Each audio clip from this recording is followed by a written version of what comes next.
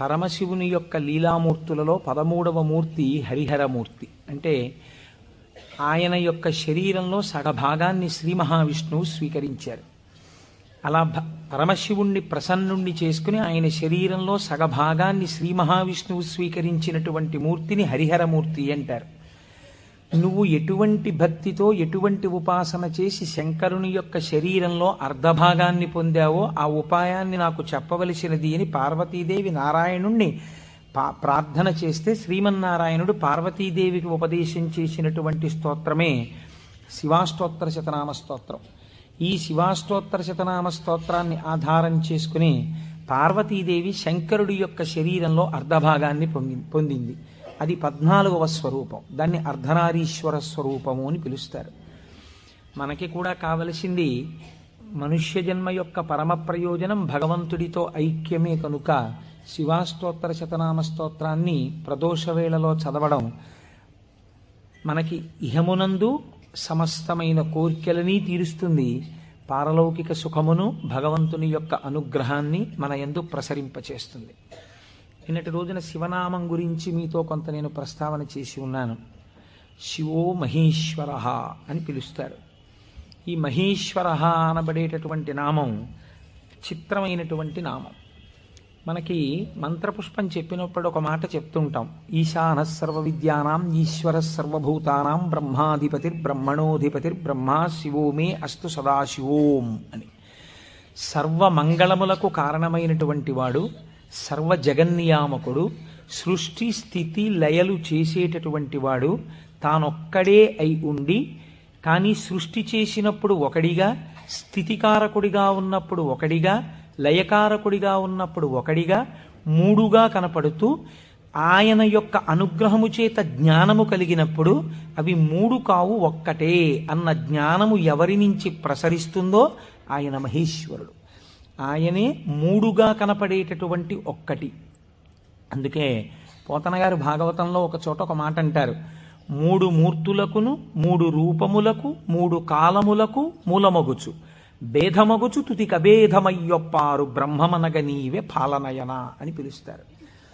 మూడు రూపములకు మనకి సృష్టి స్థితి లయ అని మూడు మాటలు వాడుతుంటాం. సృష్టి అంటే పూర్వం లేనటువంటి దాన్ని మన కంటికి కనపడేటట్టుగా ఒక కొత్త వస్తువు తయారుగుట, ఒక కొత్త ప్రాణి ఆవిర్భవించుట, దానికి సృష్టి కార్యము అంటారు.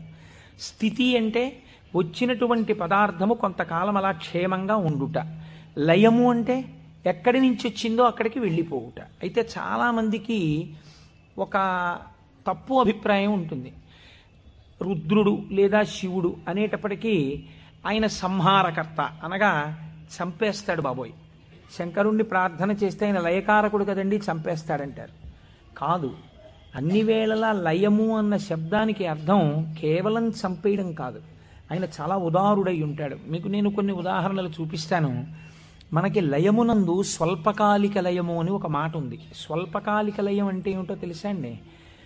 నేను ఆఫీస్కి వెళ్ళాననుకోండి, నా ప్రయోజనం ఏమిటి? ఆఫీస్కి వెళ్ళడం దేని గురించి అంటే నా ఇంట్లో ఉన్న భార్యాబిడ్డలు క్షేమంగా సంతోషంగా ఆనందంగా ఉండేటట్టుగా వాళ్ళకి కావలసినటువంటి ద్రవ్యమును సంపాదించడానికి ఆఫీస్కి వెడతాను. ఆఫీస్ ఎంత బాగున్నా నేను ఆఫీస్లో ఉండిపోను. ఆఫీస్కి వెళ్ళడం ఎందుకంటే ఇంటికి వచ్చేయడానికి తప్ప.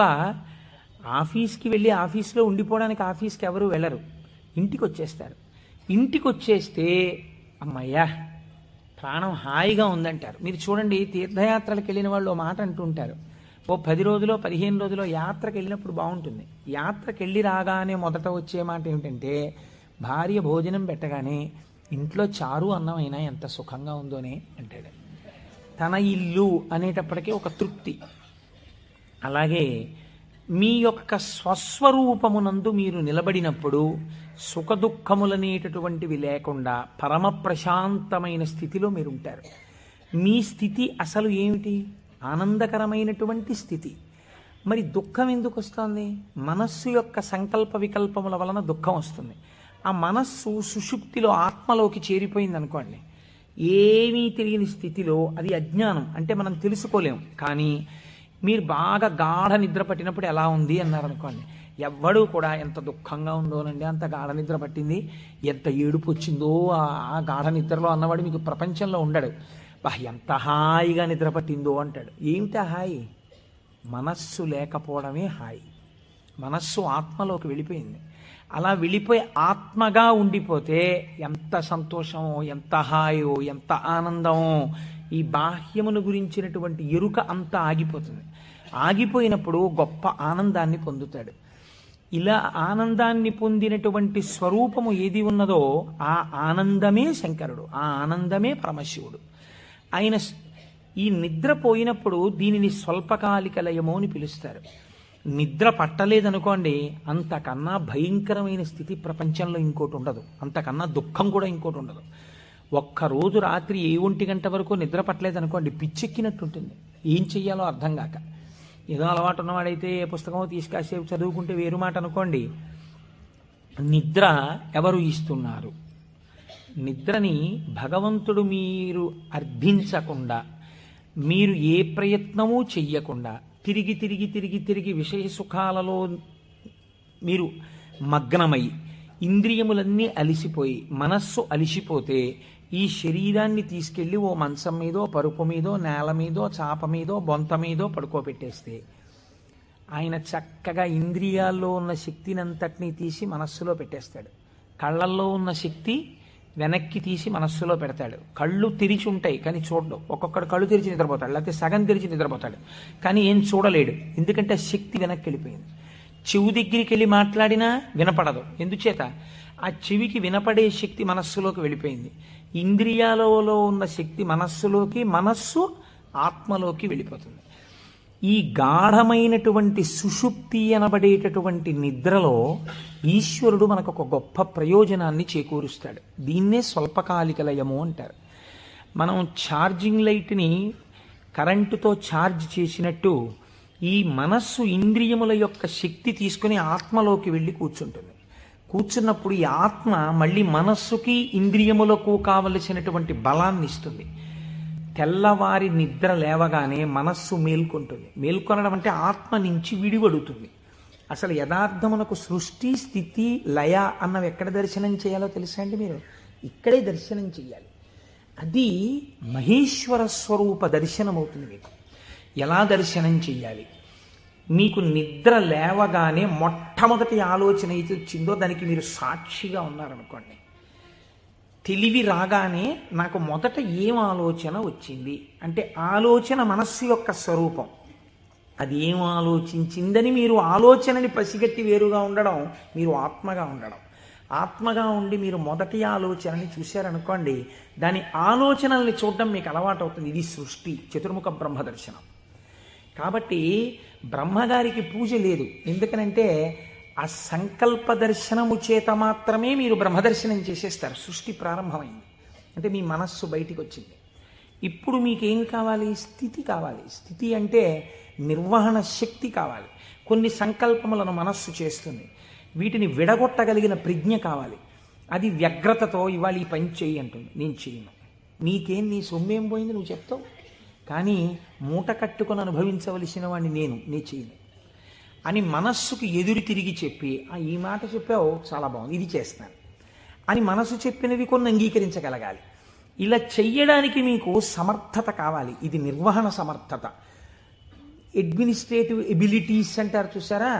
ఒక కుర్చీలో కూర్చుంటే ఆయన ఆఫీసర్ గారు, ఆ కుర్చీకి ఒక శక్తి ఉంటుంది. ఆ శక్తిని పొంది ఉన్నవాడు స్థితికారకుడు. స్త్రీగా చెప్తే నారాయణి అమ్మవారు, పురుషుడిగా చెప్తే శ్రీ మహావిష్ణువు. ఆయన స్థితికారుడు. కాబట్టి మీరు ప్రాతకాలమునందు తప్పకుండా విష్ణునామం చెప్పాలి. మీరు పూజామందిరంలోకి వెళ్ళి కూర్చోగానే విష్ణునామంతో ప్రార్థన ప్రారంభం కావాలి. అందుకే ఓం కేశవాయ స్వాహ, ఓం నారాయణాయ స్వాహ, ఓం మాధవాయ స్వాహ, గోవింద విష్ణు మధుసూదన త్రివిక్రమ వామన శ్రీధర హృషికేశ పద్మనాభ దామోదర సంకర్షణ అని ఒకవేళ మనకి సరిగ్గా చెప్పడం చేత కాదేమోనని ఋషులు నిర్ణయించేశారు. అసలు పూజ ప్రారంభమే ఆచమనంతో, ఆచమనం విష్ణునామాలతో. ఆ విష్ణువు యొక్క శక్తి మీ యందు ప్రసరిస్తే మీకు సాయంకాలం వరకు ఆ ప్రజ్ఞ అలా వెడుతుంది. ఎందుకంటే జాగృతిలో ఉన్నప్పుడే మీరు ఇంద్రియాల్ని మనస్సుని ఈశ్వర స్వాధీనం చేయాలి.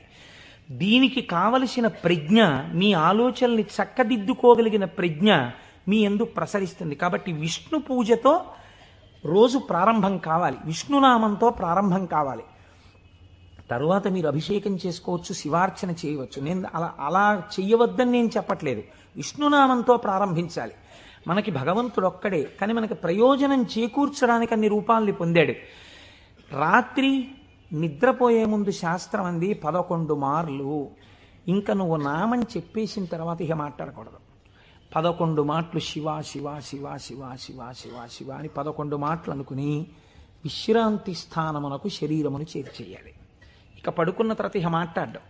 ఇప్పుడు ఈ శివానుగ్రహం స్వల్పకాలిక లయం. సృష్టిని దర్శనం చేశాడు, స్థితికారకుణ్ణి ప్రార్థన చేశాడు. ఈ రోజు చేసినటువంటి పనులన్నీ మంచి పనులైతే నిద్రలో నీకు సాత్వికమైనటువంటి ఆలోచనలు వస్తాయి. సాత్వికమైన ఆలోచనలతో, చిత్తశాంతితో, భయానకమైన కలలు రాకుండా హాయిగా నిద్రపుచ్చగలిగినటువంటి స్వరూపము స్వల్పకాలిక లయమైనటువంటి పరమశివ స్వరూపము. శివనామం చెప్పి నిద్రపోతే నిద్రా సమాధి స్థితి, అది సమాధి స్థితి అవుతుంది. మళ్ళీ లేచాడు, మళ్ళీ సృష్టికర్త దర్శనం చేస్తాడు. తొలితలంపు ఏది వస్తోందో దాన్ని మీరు ఈశ్వరుడి వైపుకి తిప్పడం అలవాటు చేయాలి మనస్సుకి ప్రయత్నపూర్వకంగా. ఫస్ట్ డిక్టం లోపల నుంచి ఏం రావాలో తెలుసా అండి, అది మీరు అలవాటు చేయాలి. అప్పుడు మీరు ఒక రోజుని, కాలమునందు ఒక రోజు అనబడేటటువంటి విభాగమును మహేశ్వరుడిగా మారుస్తున్నారు మీరు. ఇది మహేశ్వరార్చనము. ఒక రోజు మహేశ్వరుడైంది, మీరు ఆ మహేశ్వరార్చన చేత మీరు మహేశ్వరుడైనారు. ఎలా అంటే మొట్టమొదటి ఆలోచన బయటికి వస్తూనే మనస్సుకి ఒకటి అలవాటు ఉండాలి. ఏమిటో తెలుసా అండి అలవాటు? ఇది చిత్రంగా ఉంటుంది. చిలకకి సహజ స్వభావం ఏమిటి? మీరు ఒక పంజరంలోంచి బయటికి తీస్తే ఎగిరిపోవడం. కానీ కొంతమంది చిలక ప్రశ్న అని జ్యోతిష్యం చెప్పేవాళ్ళు ఉంటారు. వాళ్ళు పంజరంలోంచి తలుపు పైకెత్తి చిలకని బయటికి పిలుస్తారు. చిలక బయటికి వచ్చి ఎగిరిపోదు. ఎగిరిపోకుండా వచ్చి అక్కడ పెట్టిన పుస్తకాలని ముక్కు పెట్టి లాగి ఒక పుస్తకాన్ని నుంచి లోపలికి వెళ్ళిపోయి కూర్చుంటుంది. ఆయన తలుపు వేయలేదనుకోండి, అది ఎగరదు, అందులోనే కూర్చుంటుంది. అదేంటి స్వేచ్ఛగా ఎగిరే చిలక ఎగరకుండా ఇలాంటి పనులు చేయడం ఏంటి అంటే ఆయన అలా తర్ఫీది ఇచ్చాడు దానికి, అందుకని అది అలా ప్రవర్తిస్తుంది. మీరు కూడా మీ మనస్సుకి తర్ఫీది ఇవ్వడం మీకు రావాలి. నిద్ర లేవగానే అది మొదటి సంకల్పం ఏం చెప్పాలో తెలుసా అండి? ఇప్పుడు నీ ఇంట నీ ఆరాధ్య దైవము, నీ కులదైవం ఎవరున్నారో వారు నువ్వు పడుకున్న వైపు నీ తల ఇటువైపు ఉన్నది. సాధారణంగా నిద్రపోయేటప్పుడు ఎడమ వైపుకి నిద్రపోమ్మని శాస్త్రం. నువ్వు కొంచెం ఓరగిలా పడుకుని కొద్దిగా తల కుడిపక్కకి తిప్పి నీ కన్నులు విప్పితే నీ దృష్టి ప్రసారము తిన్నగా నీ కులదేవతా స్వరూపము మీద పడుచున్నది. అది లక్ష్మీనారాయణులు కానివ్వండి, పార్వతీ పరమేశ్వరులు కానివ్వండి. నేను దాని యందు అభ్యంతర ప్రకటన చెయ్యను, ఉన్నది ఒకటే పరబ్రహ్మం. కనుక ఇది మొదటి ఆలోచన కావాలి. ఇది మనస్సుకి మీరు అలవాటు చేయాలి. అంతేకాని టైం అయిపోతోందని గడియారం వంక చూస్తూ కంగారుగా లేవడం అలవాటు కాకూడదు. మీ తల తిప్పి మీ కళ్ళు విప్పితే మీ మొట్టమొదటి దృష్టి ఇలా చెదురుతూ బాగా నిద్రపోయినటువంటి కనులలోంచి జరిగిన మొదటి కిరణ ప్రసారము పరమేశ్వర మూర్తి మీద పడడము చేత పరావర్తనము చెంది ఆ పార్వతీ పరమేశ్వర లేక లక్ష్మీనారాయణ దర్శనము ఇక్కడ జరిగి ఈ కంటితో చూసి లేచిన తర్వాత కాలు పెట్టే ముందు మనస్సు మళ్ళీ సముద్రవసనే దేవి పర్వత స్తనమండలే అని ఒక శ్లోకం చెప్పి కిందకి దిగగానే, గురువుగారు మీరు నాకు ఉపదేశం చేశారు, మీరు చెప్పిన బుద్ధితో ఈనాటి నా రోజు గడుచుగాక అని నేల మీద పడి గురువుగారి పాదాల్ని ఒక్కసారి మనస్సులో ధ్యానం చేసి వారి పాదాలకి శిరస్సు తాటించి పైకి లేవడం. ఇది మీకు అలవాటైందనుకోండి, మీకు తెలియకుండా మీరు మొదటి ఆలోచన రావడానికి సాక్షి. ఇప్పుడు ఈ ఆలోచనని మీరు ఒక దిశానిర్దేశం చేస్తున్నారు. ఇది స్థితికారకత్వం. అసలు నిజంగా ఒడిసి పట్టడం. ఇలా తిప్పడాన్ని యథార్థమునకు ఒక రోజును మహేశ్వరుడిగా మార్చుట కాకుండా ఎక్కడో మహేశ్వరుడు ఉన్నాడు, ఆయన సృష్టికర్త, స్థితికర్త, ప్రళయకర్త. మీరెప్పటికీ సృష్టికర్త, స్థితికర్త, ప్రళయకర్త దర్శనం చేస్తారు? లలితా సహస్రనామంలో, లలితా అష్టోత్తరంలో అమ్మవారికి ఒక నామం ఉంది, భావనామాత్ర సంతుష్టాయై నమః. మీ భావన ఎలా ఉందో దాని చేత ఆవిడ సంతుష్టురాలవుతుంది, ఆవిడ ఆనందిస్తుంది. ఇక్కడ మీరు భావన చేస్తుంటే ఈ శక్తి అంతా ఆవిడే, ఇక్కడ ఉన్న శక్తి, ఇక్కడ ఉన్నటువంటి ప్రకృతి వికారమైన శరీరం ఆవిడే. ఇది ఆయన్ని కోరుతోంది. దీన్ని దానితో కలపాలని ఆవిడ తెర పైకెత్తుతుంది. ఇది మాయా అన్న అవనిక ఒక రోజున పైకెత్తేస్తుంది ఆవిడ. అప్పుడు మీరు దానితో కలుస్తారు. ఇది జీవితంలో అనుసంధాన ప్రక్రియగా వెళ్ళవలసినటువంటి మహేశ్వర స్వరూపం. అంతేకాని మహేశ్వర స్వరూపం అనగా ఏదో దేవతలందరి చేత పూజింపబడువాడు, నేను దాన్ని దోషం అంటలేదు, నేను తప్పంటలేదు. కానీ మీరు అలా అనుసంధానం చేసుకుంటే అది భక్తికి బాగా పనికొస్తుంది. అందులో నేను ఎంత మాత్రము దోషమెంచను. కానీ మీకు ఇది నిత్య జీవితమునందు అలవాటులోకి తెచ్చుకోవలసినటువంటి ప్రక్రియ. మీరు ఇలా దర్శనం చేస్తూ వెళుతున్నారనుకోండి, మీ లయ పరమశివుడు. మీరు ఇప్పటిదాకా ఎవరితో కలిసి ఉన్నారు అని అడిగారనుకోండి, నిద్ర లేవగానే మీరు ధైర్యంగా చెప్పగలగాలి, నేను ఇప్పటి వరకు కైలాసమునందు పార్వతీ పరమేశ్వరులతో కలిసి ఉన్నాను. అది నా నిద్ర. ఎందుచేత? నా నిద్రని నేను అలా స్వీకరించాను పడుకోబోయే ముందు. నేను లేచినప్పుడు నేను చతుర్ముఖ బ్రహ్మ దర్శనము చేత సృష్టికర్త దర్శనమే నా యొక్క మేల్కొనుట. నా పూజామందిర ప్రవేశము స్థితికర్త యొక్క ప్రార్థన. నా నిన్నటి రోజు సృష్టికర్త, స్థితికర్త, ప్రళయకర్తల యొక్క సమాహారము, మహేశ్వర స్వరూపముగా నా చేత ఉపాసన చేయబడిన కాలము. కనుక నేనెవరినయ్యాను? మహేశ్వరోపాసన చేత నేను ఒక మహేశ్వరుడనైనాను. ఇది మీ జీవితమునందు రావలసిన ప్రక్రియ. ఇలా చెయ్యగా చెయ్యగా చెయ్యగా చెయ్యగా భ్రమరకీటక న్యాయంలో ఒకనాడు మీరు ఆ స్వరూపాన్ని పొందుతారు. ఇలా కాకుండా వేరొక రకమైనటువంటి ఆలోచనతో జీవితం వెళ్ళిందనుకోండి, వ్యగ్రతతో, అసలు మీరు ఆత్మలోంచి విడిపడడంలో మీకు కృతజ్ఞతాభావం లేదు. ఆ నిద్ర పట్టింది, లేవడం దేనికోసం? న్యూస్ పేపర్ కోసం. న్యూస్ పేపర్ తీస్తే ఏముంటుంది?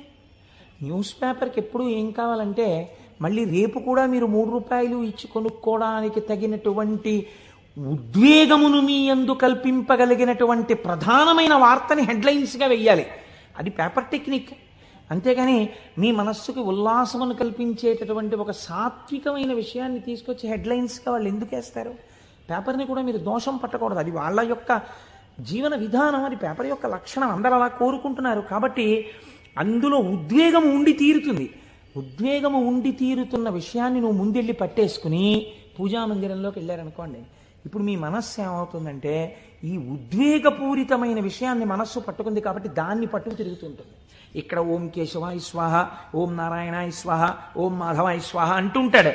కానీ చూసా అక్కడ ఎలా అయిందో, ఎలా దెబ్బలాడుతున్నారు, ఏమిటో ఈ లోకం. ఇంకెందుకు ఆ పూజ అంటే? పట్టుకోకూడని వస్తువును ముందు పట్టుకుని నువ్వు ప్రారంభం చేశావు. మనస్సు చించలమైంది. దానికి సాత్విక భావనతో ప్రారంభం చెయ్యాలి. పరమ సత్వగుణ ప్రధానుడై, స్థితికారకుడై మీ మనస్సుని ఆహ్లాదపూరితముగా ఉంచి ఈశ్వరాభిముఖం చేయగలిగిన శక్తి విష్ణు శక్తి. అందుకని విష్ణునామంతో రోజు ప్రారంభం కావాలి. కనుక ఇది మీరు నిత్య జీవితంలోకి మహేశ్వర స్వరూపాన్ని తెచ్చుకోవలసినటువంటి విధానం. ఇప్పుడు ఈ మహేశ్వరుడు మీరు మామూలుగా వాంగ్మయ రీత్యా చూసినప్పుడు ఈయన నియంత నియంత అన్న మాట నేను తేలికగా ఎందుకు వాడేశానో తెలుసా అండి? అది పౌరాణికమైన భాషలో వాడబడిన మాట కాదు. నువ్విలా ఎందుకు చేశావు అని వేరొకరు అడగలేనివాడు. ఈ ఈశ్వరుడు యొక్క స్థితి ఎలా ఉంటుందంటే, అసలు మీరు అలా అడగడానికి వస్తువుని ఆయన మీకు దూరం చెయ్యాలి, మీ చేత ఏడిపించాలి. అది ఆయన తప్ప ఒప్ప? మీరు చేసిన పాపపుణ్యాలను ఆయన లెక్క రాసుకున్నాడు. నాకు వద్దు అంటే, నాకు దుఃఖం వద్దంటే చెయ్యకు పాపం. దుఃఖం వద్దనుకుంటే పాపం చెయ్యకు. ఈశ్వరుడు నీకు పుణ్యమే చేస్తే నీకు సుఖమే ఇవ్వడానికి ఆయన సిద్ధంగా ఉన్నాడు. నువ్వు బురదగుంటలో పడుకుని నాకు పన్నీటి వాసనలో కొట్టాలి నా శరీరం అంటే ఎందుకు కొడుతుంది? ఎలా కొడుతుంది? నువ్వు ఏం చేశావో దాని ఫలితాన్ని నువ్వు పొందుతుంటావు. కాబట్టి ఈశ్వరుడు నీ కంటికి కనపడి ఫలితాన్ని ఇవ్వడు. వెనక నుండి ఫలితాన్ని ఇస్తాడు. ఇదే పోతన గారు అంటారు, స్త్రీ పురుష నపుంసకమూర్తియును కాక తిర్యక అమర నరాది మూర్తియును కాక కర్మ గుణ భేద సరసత్ప్రకాశి కాక వెనుకనన్నియుతానగు విభుతలంతు. ఆ వెనకనున్న పరమాత్మ ఉన్నాడే, నేను ఆయనకి నమస్కరిస్తున్నాను అన్నారు. ఇప్పుడు చూడండి, ఆ మహేశ్వర శబ్దం గురించి అన్నారు, త్వం ఈశ్వరాణం పరమం మహేశ్వరం తం దేవతానాం పరమంచ దైవతం. దేవతలందరూ కూడా ఎవరిని ప్రార్థన చేసి నమస్కరిస్తారో, సర్వ జగత్తుని ఎవడు నియమించి పోషించి రక్షించుతున్నాడో, ఎవడు దీనిని నిలబెడుతున్నాడో, ఎవడు తనలోకి తీసేసుకుంటున్నాడో వాడే మహేశ్వరుడు, వాడు సర్వజగన్నియామకుడు, వాడు పరబ్రహ్మమై ఉన్నాడు. ఇటువంటి పరబ్రహ్మము నీకెక్కడ దర్శనమవుతుంది అని అడిగారు.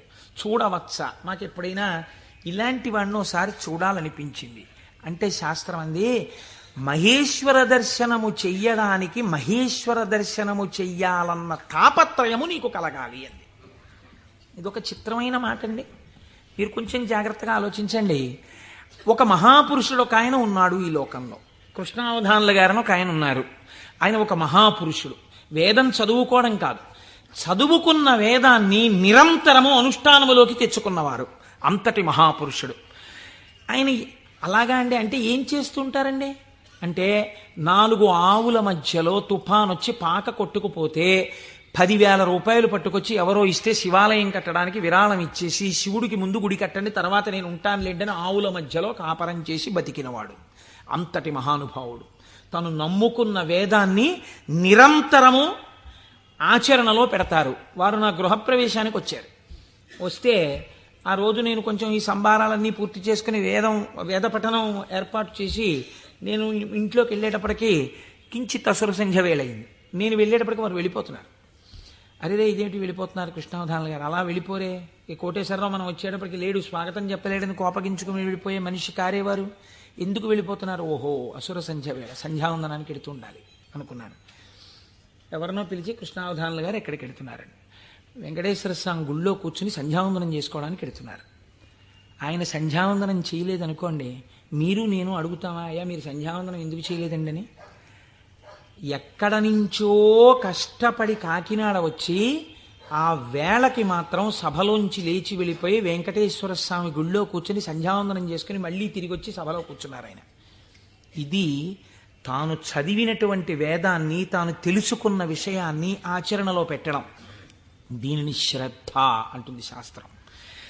నీకు చెప్పడం కాదు, నీకు అనుష్ఠాన పర్యంతమునందున్నదా, దీనికి ఎవడో చూస్తాడని కాదు, ఈశ్వరుడు సర్వసాక్షి చూస్తున్నాడన్న బెరుకు నీకుంటే ఒకడు చూసి మెచ్చుకోవాలని నువ్వు చెయ్యవు, నీ చెయ్యడం నీ విధి అని నువ్వు చేస్తావు. ఇప్పుడు నువ్వు అటువంటి మహాపురుషుడు ఒకడు ఉన్నాడు, నువ్వు తెలుసుకున్నావు. ఇప్పుడు మీ మనస్సు ఏమవుతుంది?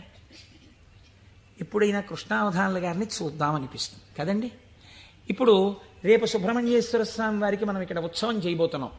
ఆ సుబ్రహ్మణ్యేశ్వర స్వామి వారికి ఉత్సవం చేసిన రోజున కారు దిగి నడవలేక శిష్యులు పట్టుకుంటే కృష్ణావధానులు గారు వచ్చి ఇక్కడ కుర్చీలో కూర్చున్నారనుకోండి, మీ ప్రయత్నం లేకుండా వారు కోటీశ్వరుడని కాదు, వారు పెద్ద ఆఫీసర్ అని కాదు, మోకాళ్ల మీదకి పంచె కట్టుకుని లాల్చీ కూడా వేసుకోకుండా ఓ ఉత్తరీయం కప్పుకుని గుండు చేయించుకుని పిలక పెట్టుకుని 3 విభూతి రేఖలు పెట్టుకుని బొట్టు పెట్టుకుని సరిగ్గా కనపడక కళ్ళు చిప్పిలించి చూస్తున్న కృష్ణావధానులు గారు అడుగు తీసి అడుగేస్తుంటే మీ అందరి చేతులు ఇలా అంటాయి. ఎందుకంటాయి? ఆయన ఒక మహాత్ముడన్న ఎరుక మీకు కలిగింది. ఈ ఎరుక లేకుండా మీరు దర్శనాన్ని వాంఛిస్తారా? మీరు ఒకసారి ఈ శివమహాపురాణాన్ని వినడం ఒక కథ కింద వినే ప్రయత్నం మీరు చేయకండి. అది మీ జీవితాన్ని అభ్యున్నతి మార్గంలోకి తీసుకెళ్ళదు. దాన్ని మీ నిత్య జీవితంలో మీకు ఎలా ఉపయోగపడుతుందో మీరు ఆలోచించండి. పరమాచార్య స్వామి ఎక్కడ మాట్లాడినా ఎప్పుడు మాట్లాడినా అలాగే మాట్లాడేవారు. ఎప్పటి కథల కిందో వారు మాట్లాడేవారు కాదు, ఇప్పుడు నీకు ఎలా పనికి వస్తుందో వారు మాట్లాడేవారు. అది ఒక సద్గురువుకు ఉండవలసిన లక్షణం. అందుకే నడిచే దేవుడు అయ్యారు మహానుభావుడు. కాబట్టి చూడండి, ఇప్పుడు మీకు కృష్ణావధానులు గారు అంటే తెలిసింది, వారిని చూడాలి అనిపిస్తుంది. ఉదాహరణకి వారు రాలేదనుకోండి సుబ్రహ్మణ్యోత్సవానికి, ఎందుచేతంటే వారి శరీరం చాలా డస్సిపోయింది, పెద్దవారు అయిపోయారు. కానీ మీరేమంటారు? కృష్ణావధానులు గారు ఎక్కడ ఉంటారంటే ఒకసారి వెళ్ళి మేము దర్శనం చేసుకొస్తామంటారు. అమ్మ ఈ టైంలో వెళ్ళండి, ఈ టైం కాకుండా వెళ్ళకండి, వారికి ఇబ్బంది, పెద్దవారు అయిపోయారు, ఈ సమయంలో వెళ్ళండి దర్శనం ఇస్తారు. మీరేం చేస్తారు? ఇంత డబ్బు పాడు చేస్తున్నాం, పోతే పోయింది, కారు ఎక్కివో 500 పెట్టుకుని వెళ్ళొద్దాం అని ఒక ఆదివారం నాడు పొద్దున అలా కృష్ణావధానుల గారి దగ్గరికి వెళ్ళొచ్చిన వాళ్ళు ఎంతమందో నాకు తెలుసు. కారు వేసుకుని వెళ్ళి ఓ అరడజన అరటిపళ్ళు ఏవో ఇచ్చి ఒక్కసారి ఆయన్ని చూడగానే, ఇప్పుడు మీకు ఆయన గురించి ఆయన ఏం చెప్పుకోరుగా, కానీ మీరు ఆయన్ని చూస్తుంటే, ఆయన కూర్చుంటే, మీరు ఎక్కడి నుంచి వచ్చారమ్మా అని అడుగుతుంటే, ఆయన ఏదో 4 శ్లోకాలు చెప్తుంటే, ఆ గొంతు తడబడిపోతుంటే, పెద్దవారైపోయి వారు మాట్లాడుతుంటే మీ మనసు ఆర్ద్రమైపోతుంది. మీకు తెలియకుండా మీ కన్నుల వెంట నీళ్లు కారుతాయి. అబ్బా ఏం మహాపురుషుడు, ఏం మహాపురుషుడని పటికి బెల్లం తినేసిన నోరు తీపిగా ఉన్నట్టు మళ్ళీ కారెక్కి వచ్చేస్తారు ఇంటికి. ఎందుకు వెళ్ళారు ఆ ఊరు 500 కారు చేయించుకుని? మీకు తెలిసింది కాబట్టి కృష్ణావధానుల గారంటే, కాబట్టి కదా మీరు దర్శనం చేశారు. మహేశ్వరుడు అంటే సృష్టికర్త, స్థితికర్త, ప్రళయకర్త అని నేను మాట చెప్పాను అనుకోండి, అది మీకు ఏం ఉపయోగపడుతుందని నేను ప్రశ్న వేస్తున్నాను. మీరు ఆలోచించండి. నేను ఈ మాట అన్నాను, అనుసంధానం మీరు కాలగతంలో ఒక రోజులోకి తెచ్చుకోండి, మీకు మహేశ్వర దర్శనం కలుగుతోంది అన్నాను. అది మీకు ఉపయుక్తం. మీరు చూడండి, నేనంటాను మహేశ్వరుడెవరో చూడాలన్న ఉత్సాహం కృష్ణావధానులు గారు ఎవరో తెలుసుకుంటే కలిగినట్టు, ఈశ్వరుణ్ణి చూడాలన్న ఉత్సాహం మీకు ఇక్కడ కలగాలంటే మీరు ఏం చేస్తే కలగదండి. నేను ఒక్క ఉదాహరణ చెప్తాను. నేను పూజ చేసుకోవడానికి కూర్చున్నాను అనుకోండి, ఓ బంతి పువ్వు చేత్తో పట్టుకున్నాను అనుకోండి. బంతి పువ్వు అన్న మాట ఎందుకు వాడానంటే చాలా తేలిగ్గా దొరికే పువ్వు, ₹1 ఇస్తే ఇన్ని పూలు ఇస్తారు. ఓ బంతి పువ్వు ఇలా పట్టుకున్నాను అనుకోండి, మీరు ఎప్పుడైనా చూడండి పువ్వు పైన వాసన వస్తుంది, బంతి పువ్వు యొక్క కాడ తుంపండిలాగా మంచి సువాసన వస్తుంది, కాడ తుంపితే సువాసన వస్తుంది. ఈశ్వర ఏమీ అమరిక, ఒక గొట్టం మీద ఇదే రంగు రేకులు ఇలా ఇలా ఇలా ఇలా ఇలా ఇంత మొగ్గని అందులో ఇన్ని దాచి అలా విచ్చుకునేటట్టు చేసి ఇంత అమరికగా ఇలా ఉండి వాటి మీద మళ్ళీ ఓ వరస, వాటి మీద ఓ వరస, వాటి మీద ఓ వరస, మధ్యలో ఓ 5, ఇంత అందంగా తయారు చేసిన శిల్పి ఎవడు? ఎక్కడున్నాడు ఈ శిల్పి? ఈ పువ్వు నేను పూజామందిరంలో భగవంతుడి పాదముల దగ్గర వేసి రేపిలా తీస్తే, కాడ పట్టుకుంటే ముందు రోజు పైకి లేచిన పువ్వు ఇవాళ కాడ పట్టుకుంటే ఇలా ఒరిగిపోయింది. ఈశ్వరుడి పాదాల మీద ఒరిగిపోవడం ఓ రోజంతా ఉండి నేర్చేసుకుని ఒరిగిపోతుంది. ఇప్పుడు అంత గుబాళింపు లేదు, అంత వాసన లేదు, ఆ రేకులన్నీ ఇలా ఒరిగిపోతున్నాయి. ఇంకొంచెం ముట్టుకుంటే దుర్గంధం వచ్చి చమాయింపు వచ్చింది. ఎవరసలు దీన్ని ఇలా ఆ బంతి మొక్కలోంచి దీన్ని తెచ్చినవాడు, ఇంత విచ్చుకునేట్టు చేసినవాడు, ఇది ఇలా ఒడిలిపోయేట్టు చేసినవాడు ఎక్కడున్నాడు అని మీకు అనుమానం వచ్చింది అనుకోండి, అప్పుడు మీ పూజ ఆర్తితో ఉంటుంది. వాడే అటువంటి వాడై ఉన్నాడు, వాడు ఈ జగత్తునంతటినీ ఇలాగే సృష్టించి నిర్వహించి లయింపచేస్తున్నాడు, వాడే నా ఆరాధ్య దైవం అడిగో పూజామందిరంలో అని మీరు ఓం నిధనపతయే నమః అని పువ్వేయండి, రమించిపోయింది మీ హృదయం. ఇది మహేశ్వర దర్శనము. కాబట్టి ఇప్పుడు ఈ ఉత్సుకత, చూడాలి చూడాలి చూడాలి ఈశ్వరుణ్ణి అన్న తాపత్రయం మీరు సృష్టి స్థితి లయానుసంధానము నిరంతర ప్రక్రియగా చెయ్యడంలో ఉంటుంది. ఈ చెయ్యడంగా ఉంటే ఈశ్వరుడు ఎవడు? ఇప్పుడు మీరు తెలుసుకున్నారనుకోండి మహేశ్వరుడు ఏం చేస్తుంటాడో, ఇది తెలుసుకోవడం వల్ల మీకు ఆనందం కలుగుతుంది. ఇప్పుడు ఆయన సర్వజ్ఞత, తృప్తి, అనాదిబోధ, స్వతంత్రత, నిత్యమలుప్త శక్తి, అనంత శక్తిశ్చ విభోర్విధిజ్ఞా షడాహురంగాని మహేశ్వరస్య అంది శాస్త్రం. ఆయన సర్వజ్ఞత. నేను ఇక్కడ కూర్చుని ఉన్నాను అనుకోండి, నేను ఈ సభలో జరుగుతున్న విషయాన్ని పసిగట్టగలను. అసలు అది కూడా ఒక్కొక్కసారి జరగదు. ఎందుచేత అంటే నేను ఒక్కొక్కసారి అడిగినటువంటి ప్రశ్న కొంతమందికి ఈయన నిజంగానే అడుగుతున్నాడా అనిపించవచ్చు. ఎందుచేత అంటే మీరు నిన్నను కోటేశ్వరారు నిన్న ఉపన్యాసానికి వచ్చాను, నిన్న మీరు వచ్చారా అంటే అదేమిటి మీ ఎదురుగుండానే కదండి కూర్చున్నాం అంటారు. నాకు స్ఫురణలోకి వెళ్ళదు. ఎందుకు వెళ్ళదు అంటే నేను ఒక విషయాన్ని ప్రతిపాదన చేస్తున్నప్పుడు నా మనస్సు అసలు ఆ విషయం మీద రమిస్తే కదా అది వాక్కులుగా బయటికి వచ్చేది. నా మనసే రమించలేదనుకోండి, నా మనస్సు లోపల దర్శనం చేయట్లేదనుకోండి, మీకు వాక్కులుగా ఎలా వస్తుంది నా నోటి నుంచి? నా మనస్సు అక్కడ ఉండిపోయినప్పుడు నా కన్నులు ఇలా తిరిగినా ఏవో కళ్ళంలోంచి మనసులో కెడతాయి, కానీ ఇవన్నింటినీ మనసు పట్టుకుంటోందని మీరు అనుకుంటున్నారా? పట్టుకోవట్లేదు. ఎందుకంటే ఆ మనసు వేరొక వస్తువును పట్టుకుని ఉంది. దానికోసం ఉపన్యాసం చెప్పడం, ఇంకో ప్రయోజనం కోసం కాదు. ఇలా కూర్చుంటే కాసేపు పట్టుకుంటుంది ఆ వస్తువునని. కాబట్టి ఇప్పుడు అది పట్టుకుని ఉంది, కాబట్టి ఇది పట్టుకోదు, ఇది వదిలిపెట్టేసింది. కాబట్టి కన్ను చూసినా మనస్సు పట్టుకోకుండా వదిలిపెడుతోంది. అలా మీకు నా యొక్క సర్వజ్ఞత యందు ఒక పరిధి ఉంది. నేను ఇక్కడే ఉన్నా నాకు కొన్ని తెలియవు. ఈశ్వరుడు అలా కాదు. మహేశ్వరుడంటే సమస్త ప్రాణుల యొక్క హృదయగతమైన అభిప్రాయములను కూడా తెలుసుకోగలడు. మీరు బాగా గుర్తుపెట్టుకోండి. మీరు చేస్తున్న పూజని చూసి నేను పూజ చేసుకుంటున్నాను అనుకోండి, ఉదాహరణ, వేరొకరి మీద ఎందుకు పెట్టాలి? నేను పరమ డాంబికంగా ఇన్ని పువ్వులు పెట్టుకుని ఓం నిధనపతయే నమః, ఓం నిధనపతాంతికాయ నమః, ఓం ఊర్ధ్వాయ నమః, ఓం ఊర్ధ్వలింగాయ నమః అన్న పూజామందిరంలో కూర్చుని పుష్పార్చన చేస్తున్నాను అనుకోండి. మీరు కోటేశ్వరరావు గారు ఉన్నారా అండి అని హాల్లోకి వచ్చి కూర్చున్నారనుకోండి. ఆహాహా, ఏం పూజ చేస్తున్నాడండి కోటేశ్వరరావు, నిజంగా ఏమి ఉచ్చారణ, ఏమి నామాలు చెప్తున్నాడు అని మీరు ఇక్కడ గబగబా సోఫాలో కూర్చున్న వారి కింద కూర్చుని కళ్ళు మూసేసుకుని, ఇప్పుడు ఆయన ఇలా పువ్వులు వేస్తుంటారు, ఇలా నామం చెప్తుంటారని మీకు ఆ నామాలు రాకపోయినా మనస్సులో ఇలా ఇలా మీ చెయ్యి అంటూ మీరు పువ్వులు వేసేస్తూ మీరు కూర్చున్నారు. అక్కడ పూజ చేస్తున్న నేను నామాలు నోటితో చెప్తున్నాను, కానీ నా మనస్సు రేపు ఉదయం నేను పెళ్లికి వెళ్ళాలి, ఈ పెళ్లికి వెళ్ళినప్పుడు మనం 10ంటికి ఆఫీస్కి వెళ్ళిపోగలమా, లేకపోతే 1 గంట పర్మిషన్ పెట్టి 11 గంటలకు వెళ్ళిపోగలమా, ఒకవేళ వాళ్ళు భోజనానికి ఉండిపోమ్మంటే దీన్ని వంట చేయమని చెప్పడమా, అక్కర్లేదులే భోజనానికి ఎడదామందామా, భోజనానికి ఎడదామంటే ఇది మీరు వచ్చి నన్ను తీసుకెడతారా ఆఫీస్కి అయితే అంటుందేమో. ఇప్పుడు ఎక్కడున్నాను నేను వాళ్ళ ఇంట్లో పెట్టే భోజనం దగ్గర ఉన్నాను. పైకి ఏం చేస్తున్నాను? ఓం నిధనపతయే నమః, ఓం నిధనపతాంతికాయ నమః. నా పూజ వింటున్నవాడు, హాల్లో కూర్చున్నవాడు ఏం చేస్తున్నాడు? ఆయన కోటేశ్వరారు ఎంత బాగా పూజ చేసుకుంటున్నారో అని తను వచ్చిన పని మర్చిపోయి తను రమించిపోయి ఇక్కడ ఈశ్వరుణ్ణి చూస్తూ ఆయన పాదాల మీద బొడ్డు మల్లెలు వేసేస్తున్నాడు. ఇప్పుడు పూజ చేసిన ఫలితం ఈశ్వరుడు ఎవరికి వేస్తాడో తెలుసా అండి? హాల్లో కూర్చుని ఆయనకి వేస్తాడు. కోటేశ్వరరావుకి ఏం వేస్తాడో తెలుసా అండి? ఆయన పూజ చేసుకునేటట్టుగా గట్టిగా నామాలు చెప్పిన ఫలితం వేస్తాడు. చూసారా? ఇది సర్వజ్ఞత. ఇది మీకు దొరకదు. మీరేమంటారు? నేను బయటకు వస్తే కోటేశ్వరరావు పూజ చేసుకున్నారంటారు. హృదయగతమైన అభిప్రాయమును పట్టగలిగిన వాడు. అందుకే శివానందలహరిలో శంకరాచార్యుల వారు మాట అన్నారు, వటుర్వా గేహీవా ఇతిరపి జటీవా తదితరో నరోవా యక్కశ్చిద్భవతు భవకింతేన భవతి యదీయం హృత్పద్మం యది భవతధీనం పశుపతేః తదీయస్త్వం శంభో భవసి భవభారంచ వహసి. నువ్వు వటువా మాకు చెప్పకు, నేను ఉపనయనం చేసుకున్న వటువునండి, ఏం కావాలి మాకైతే? నువ్వు సంధ్యావందనం చేస్తావా, గాయత్రి చేస్తావా చెప్పు. గేహీవా, నేను గృహస్థాశ్రమంలో ఉన్నాను, అయితే ఎవరికి గొప్ప? గేహీవా ఇతిరపి జటీవా తదితరో, అబ్బో మిగిలిన ఆశ్రమాలు ఏవైతే కానివ్వండి, మాకేమిటి గొప్ప? ఇవి కాదు. నీ మనస్సుని ఈశ్వరుడి పాదముల మీద పెట్టడం నీకొచ్చా? నీకొస్తే చెప్పు.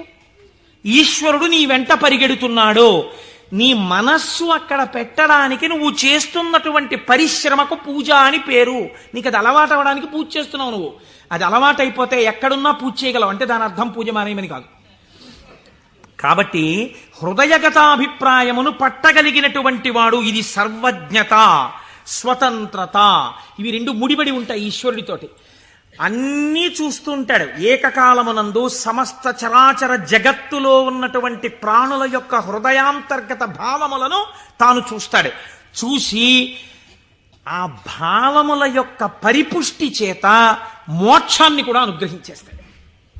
మీకు పైకి దొరకదు, మీకు ఒక్క నాటికి పైకి చూస్తే దొరకదు. నేను మీకు దీనికి ఒక ఉదాహరణ చెప్తాను. మనం ఇవి వినటం చేతనే పరమశివుడు ప్రసన్నుడవుతాడు. పెరియ పురాణం అని మనకి నాయనార్ల చరిత్ర చెప్తుంది. అందులో శాక్య నాయనార్ అని ఒక నాయనార్. ఆయనకి గొప్ప శివభక్తి తత్పరుడు. కానీ ఆయన ఉన్నటువంటి రోజులు ఎటువంటివంటే శివుడి గురించి మాట్లాడడం కానీ, శివ అన్న నామం చెప్పడం కానీ, శివార్చన చెయ్యడం కానీ కుదరనటువంటి భయంకరమైన పరిస్థితులలో ఆనాటి రోజులున్నాయి. లోపల పరమభక్తి, శివారాధన చెయ్యాలని. కాంచీపురంలో ఉండేవాడు మహానుభావుడు. శివలింగాన్ని ఒక దాన్ని తీసుకొచ్చి రోడ్డు మీద పెట్టారు ఆ రోజుల్లో. ఈయన కోరిక ఏమిటంటే మనసులో ఒక్కసారి ఆ శివలింగం దగ్గరికి వెళ్ళి ఇన్ని పువ్వులు పట్టుకొని కాస్త 2 నామాలు చెప్పి ఆ శివలింగం మీద పూలు వేయాలని.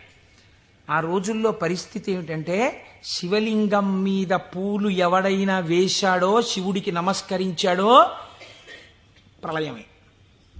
కాబట్టి ఇప్పుడు ఎలా శివ పూజ చేయడం? ఆయన ఏమించుకున్నాడంటే మార్గం, శివార్చన చేయని వాడిలా పైకి కనపడాలి, లోపల శివార్చన చేస్తున్న కోరికకి తీరాలి. అందుకని ఆయన అటుగా వెడుతూ రోజు అన్నం తినే ముందు కళ్ళంబట నీళ్లు పెట్టుకుని, శివ నీ పూజ చెయ్యకుండా ఎలా తిననయ్యా అన్నమని ఆ రోడ్డు మీద ఉన్న శివలింగం దగ్గరికి వెళ్ళి, శివుడివా నువ్వు శివుడివా అనో రాయి తీయడం. ఇంత పెద్ద చామంతి పువ్వు నా చేత్తో పట్టుకున్నాను అనుకుని శివట నిలబడేసేవాడు. లోపల చామంతి పువ్వు వేశాను, శివుడివా అని మళ్ళీ ఇలా తీయడం, శివ అని మళ్ళీ ఇలా ఓ రాయేయడం. ఇంత బొడ్డు మల్లె వేశాను. పరమశివుడి పాదాల మీద ఏం పడ్డాయో తెలుసా అండి? చామంతి పూలు, మల్లెపూలు పడ్డాయి.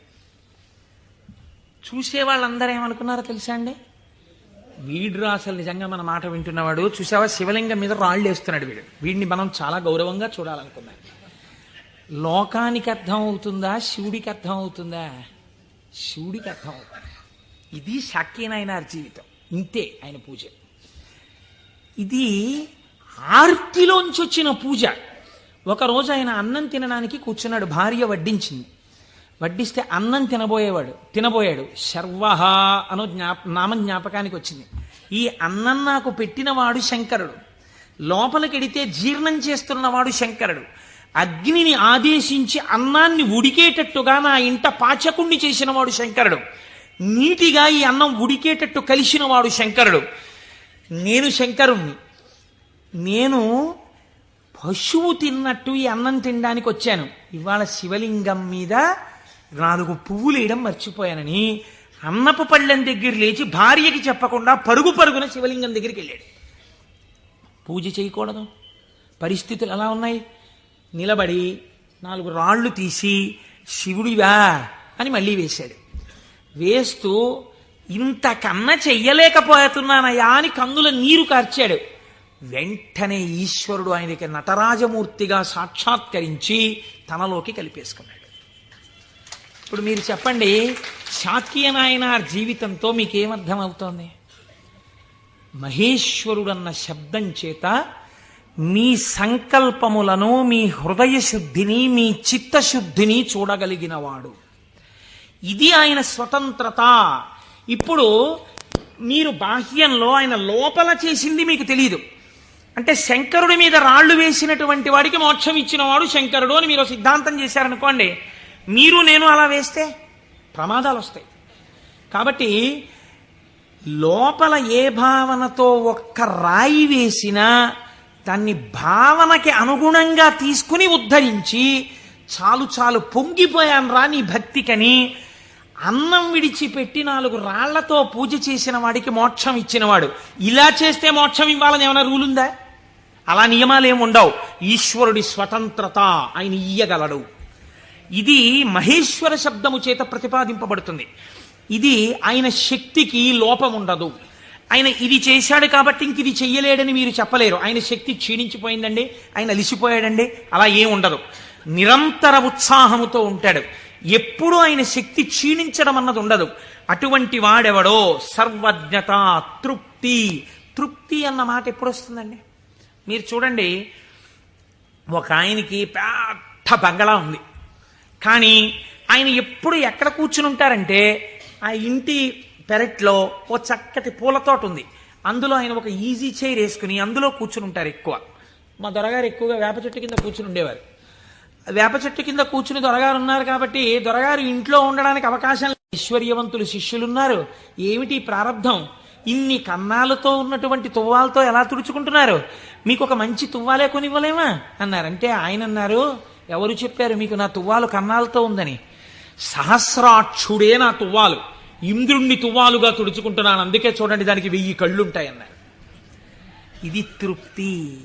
తనకిది లేదన్న భావన ఉండదు. అంతా నాదే, నాది కాంతి ఏమిటన్న భావనతో బతుకుతారు పెద్దలు. కాబట్టి అటువంటి తృప్తి మహేశ్వరుడి సొత్తు. కాబట్టి ఇటువంటి స్వతంత్రత, ఇటువంటి శక్తి కలిగిన వాడు ఏదైనా చేయగలడు. ఇక్కడ మనకి ఒక అనుమానం వస్తుంది, ఏమన్నా అంతా బాగుంది కానీ మనందరికీ ఎందుకంటే అలా కనపడదు? మరి మనందరికీ కూడా అలా తెలిసిపోయి హాయిగా భావన లోపల నాటుకుపోయింది అనుకోండి, ఇంకా మనందరం మీరు చెప్పేది ఏముంది, రేపు పొద్దున్న నుంచి మీరు కింద కూర్చోండి మేము అందరం చెప్తాం ఆ పతంజలి చెప్పినట్టు 1000 నాలుకలతోటి అంటే మరి ఎందుకు నిలబడదు? ఇది మీరు చాలా జాగ్రత్తగా కనిపెట్టవలసినటువంటి రహస్యం శాస్త్రంలో. మాయినంతు మహేశ్వరం, ఆయన మాయ ఆయనని చూడకుండా మిమ్మల్ని అడ్డగిస్తుంది. ఆ మాయ ఆయన అనుగ్రహం చేతనే తొలగుతుంది. మాయ అంటే ఉన్నదా లేనిదా? ఉన్నట్టు కనపడి లేనిది. అది చిత్రం. అది ఎవరిది? ఈశ్వరుడిదే. ఈశ్వరుడిదే అయిన మాయ ఈశ్వరుణ్ణి కనపడకుండా చేస్తుంది. ఏమిటండి మీ మాటలు అయోమయంగా ఉన్నాయి? నేను మీకు ఉదాహరణ చెప్తాను. మేఘం ఎవరి వలన వచ్చింది? సూర్యుడి వలనే వచ్చింది. సూర్యుడు సముద్రములో ఉన్నటువంటి నీటిని లాగాడు. నీటిని లాగితే నీటి ఆవిరిగా వచ్చి మేఘం ఏర్పడింది. ఈ మేఘం సూర్యుడికి అడ్డొచ్చింది. ఇప్పుడు సూర్యుడు కనపడ్డా? కనపడ్డ మేఘం అడ్డొచ్చేసింది. సూర్యుడి చేత తపింపబడిన సముద్ర జలములు ఆవిరిగా పీల్చబడితే మేఘమై సూర్యుడినే అడ్డినట్టు ఈశ్వరుడు యొక్క శక్తియే మాయగా పరిణమించి ఈశ్వరుడు కనబడకుండా చేస్తుంది. ఈ మాయ తొలగడం ఎవరి వల్ల తొలగుతుందో తెలుసా అండి? ఈశ్వర వాక్కు వలన, ఈశ్వర స్వరూపులైన గురువాక్యముల వలన. నిరంతర గురువాక్య శ్రవణమే మాయ తొలగుటకు సాధనము. అందుకే గురువు లేని విద్య గుడ్డి విద్య. ఆ గురువు అనుగ్రహం ఉంటే తప్ప మాయ తొలగదు. ఈ మాయ చిత్రంగా ఉంటుంది. ఎంత చిత్రంగా! మాయ యొక్క స్వభావమేమి మీకు తేలిక మాటల్లో చెప్పాలంటే, ఇప్పుడు నేను దాని గురించి పెద్ద చర్చ చెయ్యకుండా చెప్పాలి అంటే, మాయ వలన వచ్చేటటువంటి ఉత్తర లక్షణము కామక్రోధములు. ఎందుచేత? వెంటనే ఈశ్వరుడితో ఉన్నటువంటి పట్టు విడిచిపెట్టేసుకుని తన యందు పెట్టేసుకుంటాడు. పెట్టేసుకుని ఈశ్వర దర్శనమాగి ఇదంతా నా ప్రజ్ఞ అంటాడు. అనగానే మాయ ఏర్పడిపోయిందనమాట. అంతే. ఏర్పడి కామక్రోధములతో కొట్టుమిట్టాడుతుంటాడు. మీరు ఒక్క విషయం, నేను ఇప్పుడు ఒక విషయాన్ని చెప్పబోయే ముందు నేను ఇప్పుడు శివమహాపురాణంలోంచి ఒక ఆఖ్యానాన్ని అనుసంధానం చేయబోతున్నాను. ఇది చెప్పబోయే ముందు నేను ఒక విషయం చెప్పకుండా మొదలు పెడితే ఒక ప్రమాదం ఏర్పడేటటువంటి అవకాశం ఉంది. ఒక 95 సంవత్సరాల వృద్ధుడు అలా వెళ్ళిపోతూ ఉపన్యాసం అయిపోయిన తర్వాత ఒక ఆటో కింద పడబోయారనుకోండి. చూసిన వాళ్ళు, అయ్యయ్యో తాతగారు అదేంటండి అలా ఆటో కనపడలేదా మీకు అంత లైట్ వేస్తే? అంటే బాబు కళ్ళు డాజిల్ అయిపోయాయా, కనపడలేదు, పడిపోయాను అన్నారు అనుకోండి. మీరు ఏంటంటారు? గబగబా ఎత్తి తీసుకొచ్చి పక్కన కూర్చోబెట్టి, తాతగారు ఏమైనా దెబ్బలు తగిలాయా అండి అని ఆటో పిలిచి మాట్లాడి వారిని వారి ఇంటికి పంపిస్తారు. నాలాంటి ఒక దుఃఖపోతూ ఇలా ఇలా అడ్డు పెట్టి ఆటో కింద పడ్డాడు అనుకోండి, మీరు ఏమంటారు? ఏమయ్యా ఆ మాత్రం చూసుకోలేవా ఏంటి, అలా వెళ్ళిపోయి పడిపోయేంటి అంటారు కదా. ఒక అజ్ఞాని పడిపోయాడు అనుకోండి, అది పెద్ద విశేషంగా మీరు చెప్పక్కర్లా. ఎంతటి మహాత్ములు కూడా మాయకి ఎలా పడిపోతూ ఉంటారో మీరు తెలుసుకున్నారనుకోండి, దానికి ఎంత శ్రద్ధ అవసరమో మీకు అర్థమవుతుంది. కాబట్టి అలాంటివి చెప్పేటప్పుడు ఏ కోటేశ్వరరావు లాంటి వాడో కామమునకు వశుడైనాడు, క్రోధమునకు వశుడైనాడు అని చెప్తే అది పెద్ద విశేషం ఏంటంటే వాడు మా లాంటి వాడే అంటారు. కాదు, ఒక మహాపురుషుడు అలా వశుడైనాడు అనుకోండి. అందుకే వాళ్ళు మహాత్ములు ఎవరు తమ జీవితంలో సంఘటనలు దాచరు, రాసేస్తారు. మహాత్మా గాంధీ గారు జీవితంలో ఆటోబయోగ్రఫీ రాసుకున్నప్పుడు చెప్పుకున్నారు, చంద్రశేఖర పరమాచార్య స్వామి 73వ ఏట ఇప్పటికీ నన్ను ఆశ అప్పుడప్పుడు పట్టుకునే ప్రయత్నం చేస్తూ ఉంటుందని చెప్పుకున్నారు. మహాత్ములు దాచరు. కనుక చూడండి, శివమహాపురాణం మీకు ఈ జ్ఞానాన్ని ఉపదేశించడానికి ఒక అద్భుతమైన ఘట్టాన్ని తీసుకొచ్చి బోధ చేసేటటువంటి ప్రయత్నాన్ని ప్రారంభం చేస్తోంది.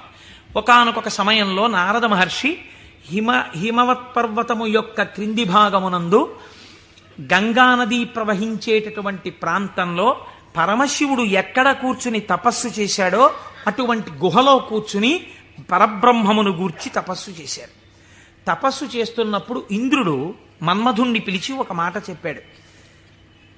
తపస్సు చేస్తున్నాడా? తపస్సు అంటే భగవంతుని యందు మనస్సు లగ్నమై ఉండాలి. అది చంచలమవుతుందా లేదా పరీక్ష చేస్తుంటారు. కనుక నువ్వు వెళ్ళి వికారములను ఇంద్రియములకు చూపించి వశుడవుతాడేమో చూడమన్నారు. అంటూ ఇంద్రుడన్నాడు, హిమశైల గుహాయాం హి మునిస్తపతి నారద మనసోద్దిశ్య విశ్వేశం మహాసంయమమాన్ దృఢ. అడిగోనయ్యా, మహాసంయమవాన్ సంయమి అయినటువంటి నారద మహర్షి తపస్సు చేస్తున్నాడు. మన్మథ, నువ్వు అక్కడికెళ్ళి ప్రలోభ పెట్టి ఆయన తపస్సు భగ్నమయ్యేటట్టుగా చూడు. అగ్నియందు తప్తమైతే కదండి బంగారానికి కాంతి. పరిస్థితులను తట్టుకుని నిలబడినప్పుడు కదండి వాడు బ్రహ్మర్షి అవడం. కాబట్టి ఆ తపస్సుకి విఘ్నం పెట్టడం, ఆ తపస్సు సిద్ధించడానికి బాగా పుటం పెట్టడమే నా దృష్టిలో. ఇప్పుడు మన్మథుడు వెళ్ళాడు, ఏదో ప్రయత్నం చేశాడు, ఆయన ఏం లొంగలేదు. నారద మహర్షి యొక్క తపస్సు సఫలీకృతమైంది. ఆ తపస్సు పూర్తి చేసి ఆయన బయటికి వచ్చారు. చిత్రం చూడండి, ఇంతసేపు అన్నిటినీ విడిచిపెట్టి ఒక గుహలో కూర్చొని పరబ్రహ్మానుసంధానం చేసి గొప్ప తపస్సు చేసినటువంటి నారద మహర్షి ఎక్కడికి వెళ్ళారు? ఎవరి గురించి తపస్సు చేశారో వారిని సాకారముగా చూడ్డానికి కైలాస పర్వతానికి వెళ్ళారు. వెళ్ళి ఏమని చెప్పాలి? ఈశ్వర, మీ అనుగ్రహం నా చేత తపింపచేసి తపస్సునందు నాకు సాక్షాత్కరించి నాకు జ్ఞానభిక్ష పెట్టారని చెప్పాలి. కానీ ఆయన వెళ్ళి అన్నాడు, ఇది మాయ కమ్మడం అంటే ఎంత గమ్మత్తుగా ఉంటుందో చూడండి. ఈశ్వర, హిమవత్ పర్వత ప్రాంతంలో ఉన్నటువంటి గుహలో కూర్చుని నేను తపస్సు చేశాను. మన్మధుడు వచ్చి నా మీద బాణాలు వేసే ప్రయత్నం చేశాడు. కానీ నేను ఆ మన్మథ బాణములను లెక్క పెట్టలేదు. కామమును జయించాను అంటే ఈశ్వరుడు చేసిన పని నేను చేశానని చెప్పుకోవడం సోత్కర్ష. కాబట్టి నేను కామమును జయించాను, జయించి నేను తపస్సు యందు సిద్ధిని పొందాను అన్నాడు. అంటే శంకరుడు నవ్వాడు. ఇక్కడ మీరు శివుడు చెప్పిన మాటని చాలా గట్టిగా పట్టుకోవాలి. ఆయన అన్నాడు, బాగుందయ్యా, చాలా చక్కటి మాట చెప్పావు, చాలా సంతోషం. కాముణ్ణి జయించావా? మాటలా కాముణ్ణి జయించడం అంటే జయించిన వాడికి తెలుస్తుంది, అందుకు కదా నాకు వచ్చి చెప్పావు. నేను సంతోషించాను. కానీ నారదా, నీకొక్కటి చెప్తాను, గుర్తుపెట్టుకో. అయిననొక మాట చెప్పెదా, మానసమున నుంపు దీని మరువకుమెప్పుడున్ మౌనీంద్ర వైకుంఠునితో నుడువకు నీ తపంబు తోరపు సిద్ధిన్. నాకు చెప్పావు కదా నేను కాముణ్ణి గెలిచానని. నీకు అలవాటు కదా వైకుంఠానికి కూడా వెళ్ళి నారాయణ దర్శనం చేస్తావు. ఉన్నదొక్కటే పరబ్రహ్మమైన అన్ని రూపాలుగా చూడడంలో నీకు ఆనందం. అక్కడ మాత్రం ఇలా చెప్పకే, నా దగ్గర చెప్తే చెప్పావు అన్నాడు. ఏదో ఇలాగే చెప్తాడు ఈ పెద్ద ఆయన, ఏడు పెద్ద పట్టించుకునేది అనుకున్నాడు. గురువుల మాట తిరస్కరించడం అంటే ఇదే. అనుష్ఠానములోకి రాని విద్య, అది శ్రవణమునకు పనికొస్తుంది అంతే. సినిమా కథల ఎందుకది అనుష్ఠానంలో పెట్టినప్పుడు ఎందుకు ఇంకా వేదాంత విద్య? ఇప్పుడు ఆయన బయలుదేరి ఎవరి దగ్గరికి వెళ్ళాడు? ఈయన దగ్గర నుంచి ఆయన దగ్గరికి వెళ్ళేటప్పుడు మధ్యలో తండ్రి గారు సృష్టికర్త దగ్గరికి వెళ్ళాడు. ఎవరు అసలు కాముణ్ణి గెలిచాడో ఆయన దగ్గరికి వెళ్ళి నీతో నేను ఈక్వల్ స్టేటస్ పొందానని చెప్పడం సంతోషం. అందులో ముందు శివుడి దగ్గరికి వెళ్ళాడు, తర్వాత నాన్నగారికి చెప్దాను లేని తండ్రి గారి దగ్గరికి వెళ్ళాడు. ఈ మాట నువ్వు శ్రీమన్నారాయణుడికి చెప్పకేం వైకుంఠంలో అన్నదాన్ని అసలు లక్ష్యమే పెట్టలేదు.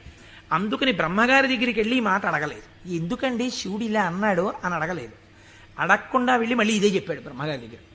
నాన్నగారు నేను తపస్సు చేశానండి, మన్మధుడు వచ్చి బాణాలు వేశాడండి, అయినా నేను చెల్లించలేదండి, కాముణ్ణి గెలిచాను, తపస్సు యందు సిద్ధిని పొందాను అన్నాడు. అంటే బ్రహ్మగారు అన్నాడు, ఊరే నాన్న అలా అనకూడదురా, నేను నీకో మాట చెప్తాను విను. మున్నట శంకరుండు తపముల్ ఒనరించుచున్న మన్మధుండన్నిటలాక్షు గెల్వచని అంతము చెందే తదీయదేవి ఆ పన్నగ భూషణం కొలిచి భర్తననుంగునిగాగనుందే ఆ పుణ్యపు భూమి శాంకర విభూతి జయించితి నీవు కాముని. నువ్వు ఎక్కడ కూర్చుని తపస్సు చేశావో అక్కడ ఇతపూర్వం పరమశివుడు కూర్చుని తపస్సు చేశాడు. అక్కడికి మన్మధుడు వస్తే ఆయన తన మూడవ కంటి మంట చేత మన్మధుణ్ణి కాల్చేశాడు. మన్మధుడు బూడిదైపోయాడు. రతీదేవి ప్రార్థిస్తే వేరొక రూపంతో నీ భర్త నీకు కనపడతాడని వరం ఇచ్చాడు. ఆ ప్రాంతంలో మన్మథ బాణములు పనిచెయ్యకపోవడానికి కారణం ఇతపూర్వం శంకరుడు తపస్సు చేయడం. అక్కడికెళ్ళి కూర్చుని నువ్వు తపస్సు చేసి నేను గెలిచానంటావేమిటి? అలా చెప్పకూడదు, తప్పది. అందుకని నేను కాముణ్ణి గెలిచాననుకో, నువ్వు కాముణ్ణి గెలవడానికి కారణము ఇతపూర్వము ఈశ్వరుడు అక్కడ తపించుట. అది శివప్రజ్ఞ, నీ ప్రజ్ఞ కాదు, నువ్వు అలా అనకు అన్నాడు. అంటే మనం ఏదైనా సాధిస్తే ఇది ఈశ్వరానుగ్రహము చేత సాధింపబడినది అనాలి. అంతేకాని నారదుడు తప్పు చేశాడని మనం ఇంటికి వెళ్ళిపోతే ఇంకెందుకు? ఆయనకి తీర్పు చెప్పడానికి మనం అక్కర్లేదు. మనం కూడా ఏదైనా సాధించినప్పుడు ఇది ఈశ్వరానుగ్రహముతో సాధింపబడినది అన్నమాట మాత్రమే వాడాలి తప్ప మన యందు నిక్షేపించుకోకూడదండి. బ్రహ్మగారు ఈ మాట చెప్తే ఏమిటో నాన్నగారు కూడా ఇలాంటి మాటలన్నీ చెప్తారు. శంకరుడు తపస్సు చేస్తే మాత్రం నా మీద బాణాలు ఇస్తే నేను తట్టుకున్నానా లేదా? ఆయన చెప్పద్దని చెప్పాడు, విష్ణుమూర్తికి చెప్పకి ఈ మాట అన్నాడు. ఎందుకని మీరు బాగా గుర్తించాలి. శాంభవీ మాయ, వైష్ణవ మాయ అని 2 మాటలు వాడతారు. పరమశివుడి భార్యగా శాంభవి ఏ మాయ స్వరూపంలో ఉంటుందో అదే వైష్ణవ మాయగా ఉంటుంది పురుష స్వరూపంతో ఉంటే. నువ్వు ఈ మాటలు చెప్తే నీకు బాగా అనుభవంలోకి వచ్చేటట్టు ఒకసారి దింపి పైకెత్తుతాడు, బాగా అనుభవంలోకి వస్తుంది, కొత్త కథ వస్తుంది. ఎందుకు వచ్చింది అక్కడ చెప్పకని చెప్పాడు ఆయన. పెద్ద బుద్ధితో చెప్పాడు, వినాలి కదా ఆయన. ఆయనకి మాయలో దిగి ఓసారి తొట్టుపడ్డమే బాగా నచ్చింది. మన బుద్ధి నారదుడి మీద పెట్టి చెప్పకూడదు, ఆయన మహానుభావుడు. నారదుడంటేనే జ్ఞానం, అంతటి వాడికి తప్పలేదు మాయ. ఇప్పుడు ఆయన వైకుంఠానికి వెళ్ళాడు. వైకుంఠానికి వెళ్ళి గబగబా ఎదురొచ్చి, ఏమిటి నారదా ఈ మధ్య కనపట్టలేదు అని ఎదురొచ్చాడు నారాయణుడు. ఎదురొస్తే ఏం చెప్పమంటారు స్వామి, నేను తపస్సు చేశాను, మన్మధుడొచ్చి నా మీద బాణాలు వేశాడు, నేను చెల్లించలేదు, నేను తపస్సునందు సిద్ధి పొందానన్నాడు. అయిపోయింది, చెప్పద్దన్న చోట చెప్పేశాడు. అనకరా అన్న మాట అనేశాడు. ఏమొచ్చింది ఇప్పుడు దానివల్ల? నేను వెంకటాచలంలో దర్శనం 3 మాటలు చేశానండి. ఈ లైన్లోంచి వెళ్తున్నప్పుడు బయటికి వచ్చేసే లైన్లోంచి లోపలికి పంపించే లైన్లోకి దూరిపోయి 2 మాటలు దర్శనం చేసుకున్నాను అన్నారు అనుకోండి. అది పాపమా పుణ్యమా మీరు ఆలోచించండి. ఈశ్వరుణ్ణి దొంగచాటుగా మీకు ఆ టిక్కెట్టు మీద ఒక్కసారి చూసిరా, మీకు ఎంత దర్శనం లభ్యమైతే కోట్ల జన్మలు తపించిన వాళ్ళకి దొరకని ఈశ్వరుడు నాకు ఈ మాత్రం లభించాడని సంతోషంగా బయటకు వస్తే కృతార్థత.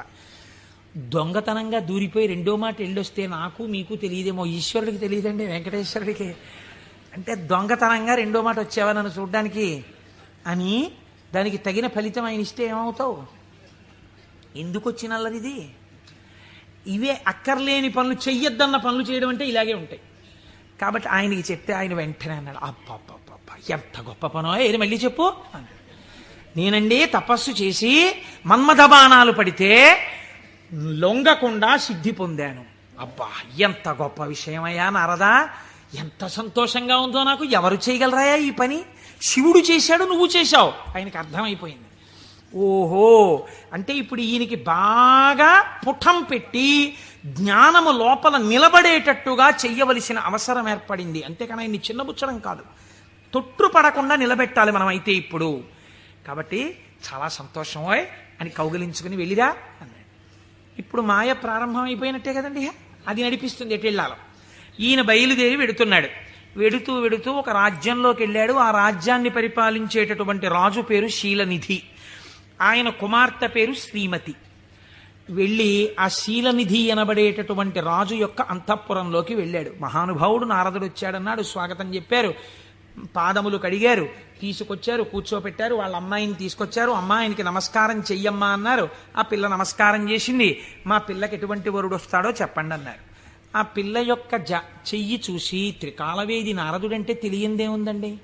ఆయన అన్నాడు, లక్ష్మీదేవికి భర్త ఎవడో, ఎవడు సర్వవ్యాపకుడో, ఎవడు నిరంతరము లోకము చేత పూజింపబడుతుంటాడో, ఎవడు మహానుభావుడో అటువంటి శ్రీ మహావిష్ణువుకు ఈమె ఇల్లాలవుతుంది అన్నాడు. అక్కడ వరకు బాగా చెప్పాడు. కానీ ఆమెని చూడగానే కామాన్ని కదా గెలిచానన్నాడు. ఈవిడ నా ఇల్లాలైతే ఎంత బాగున్నో అనిపించింది. కానీ ఆవిడ జాతకంలో ఏముంది? శ్రీ మహావిష్ణువు భర్త అవుతారని ఉంది.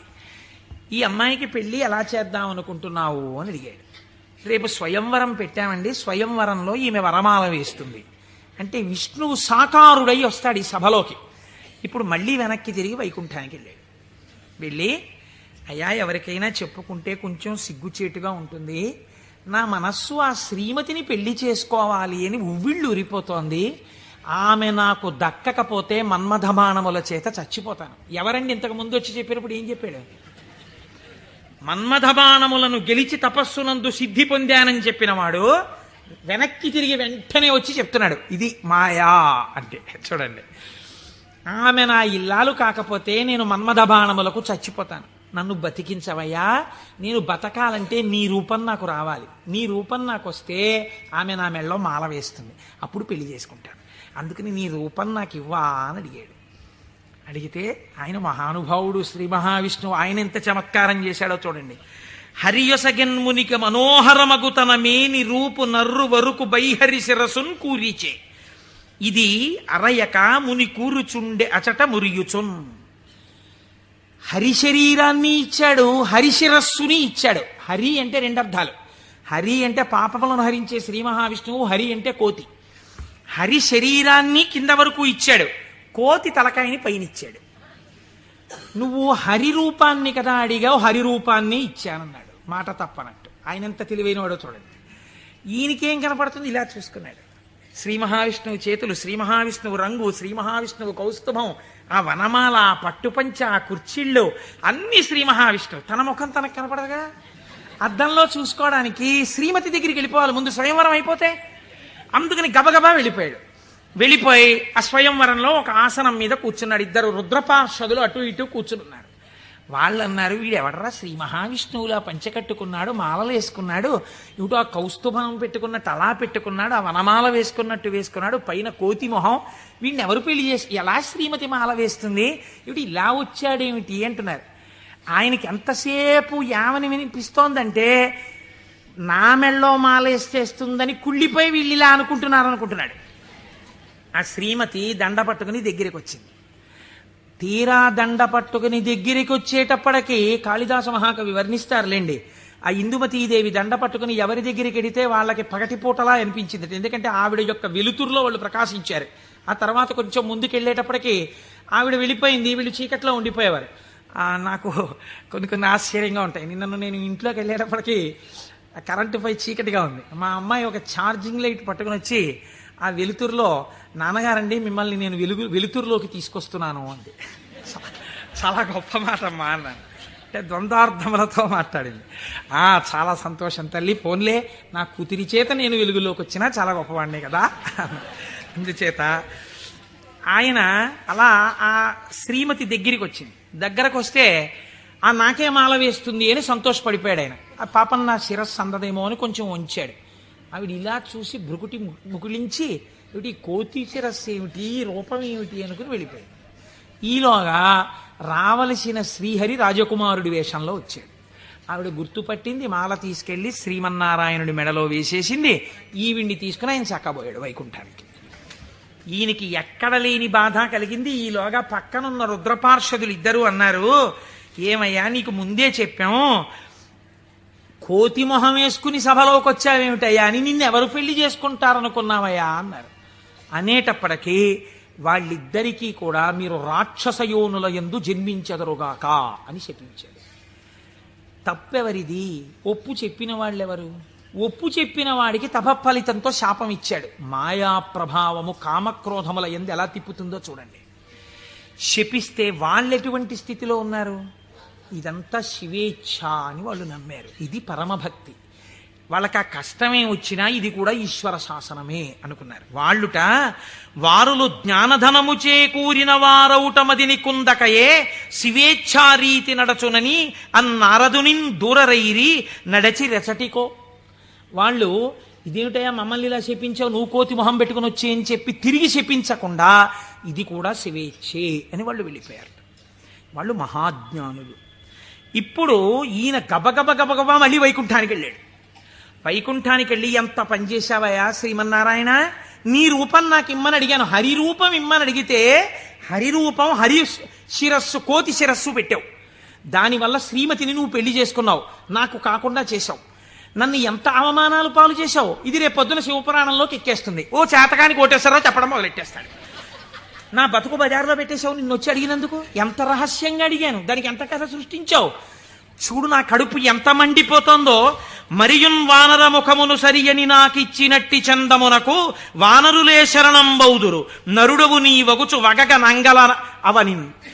నీవు ఒకానొక నాడు నరుడవై పుట్టి అందచందాలు కలిగిన భార్య దూరమైపోతే అరణ్యంలో పడి ఏడిస్తే ఈ కోతి ముఖం ఉన్న వాళ్లే వచ్చి సహాయం చేసి నీ భార్యతో నిన్ను కలుపుతారు, నిన్ను శపిస్తున్నానన్నాడు.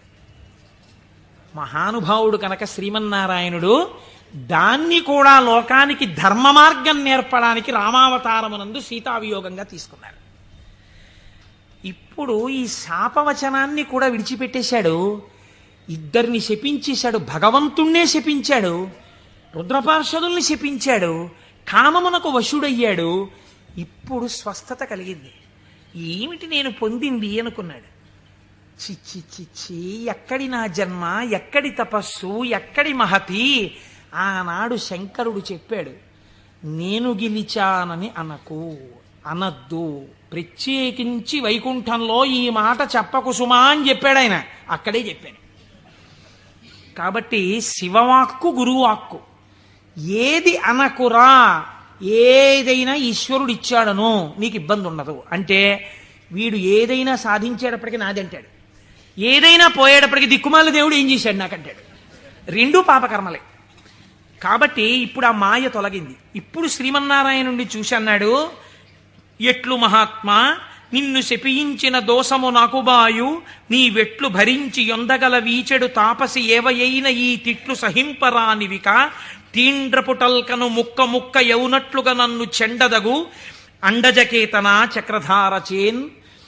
యుక్తాయుక్త విచక్షణ మరిచి నేను మాట్లాడినటువంటి మాటలకి నా యొక్క నాలుకని ముక్కలు ముక్కలుగా కత్తిరించెయ్యాలి. ఎంత మాత్రము ఇంకా జాగు చెయ్యకుండా, మహానుభావ, అండచకేతన అంటే గుడ్డులోంచి పైకొచ్చినటువంటి గరుత్మంతుడు నీ యొక్క ధ్వజమునకు చిహ్నముగా కలిగినటువంటి వాడా, మహానుభావ, నీ చక్రధారల చేత నా నాలుకని ముక్కలు ముక్కలుగా కత్తిరించేవయా, అప్పుడు కాని నేను చేసిన పాపం పోదని కన్నీటి ధారలతో ఆయన పాదాల్ని అభిషేకించి ఆయన కాళ్ళ మీద పడ్డాడు. నారదుడు కాబట్టి అంత తొందరగా మళ్ళీ స్వస్థితిని పొందగలిగాడు.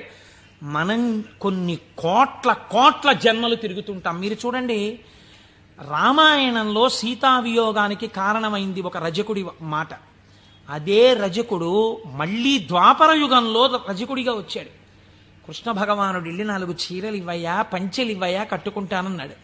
ఎట్టట్రా మనుజేంద్ర చేలములు మీ కియ్యంబాడియే మిరలుం కట్టంబోలుదురే, పయోఘృతదది క్షీరంబులన్ మెక్కి ఇట్లాడంజనుగాక, గొల్లలకు మీకి భంగి నోరారెడిన్ కట్టా ప్రణంబులు కొలుపోయదుసు మీ కంసోద్ధతిన్ బాలక. ఆయన 4 పంచెలు ఇవ్వరా అంటే వీడు ఇన్ని మాటలు మాట్లాడాడు. ఎట్టెట్రా, ఏంట్రా నీకు రాజుగారి బట్టలు కావలసి వచ్చాయా? బాగా నందవ్రజంలో పాలు వెన్న తిని ఒళ్ళు కొవ్విందా? నీకు రాజు పంచెలు కావాలా? పంచె కట్టుకోవడం కాదురా, ఈ మాట తెలిస్తే కంసప్రభువుకి ఏమవుతావు తెలుసా, ముక్కలైపోతావు అన్నాడు. అంటే కృష్ణ భగవానుడు అన్నాడు, అన్నయ్య ఇంకొక అవకాశం ఇచ్చి చూశా, సరేనని ఒక పంచె ఇస్తే చేసిన పాపం తీసేద్దామని చూశా. యుగం మారిపోయినా వీడి బుద్ధి మారలా. ఈ తల ఇక మామూలుగా పనికిరాదు, నీ గుద్దొక్కటి గుద్ది 1000 వ్రక్కలు చేయన్నయా శిరస్సునన్నాడు. ఒక్క గుద్దు గుద్ది 1000 ముక్కలు చేశారు. నోటి మాట సంస్కారంగా ఉండాలి.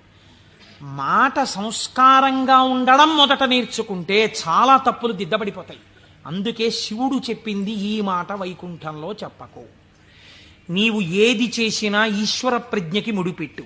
నీ కొడుక్కో ర్యాంక్ వచ్చింది, ఇది ఈశ్వరానుగ్రహం అండి. మా అబ్బాయికో ర్యాంక్ వచ్చింది, నువ్వు మంచి పంచె కట్టుకున్నావు, ఈశ్వరానుగ్రహం అండి. ఓ పంచె కట్టుకున్నాను.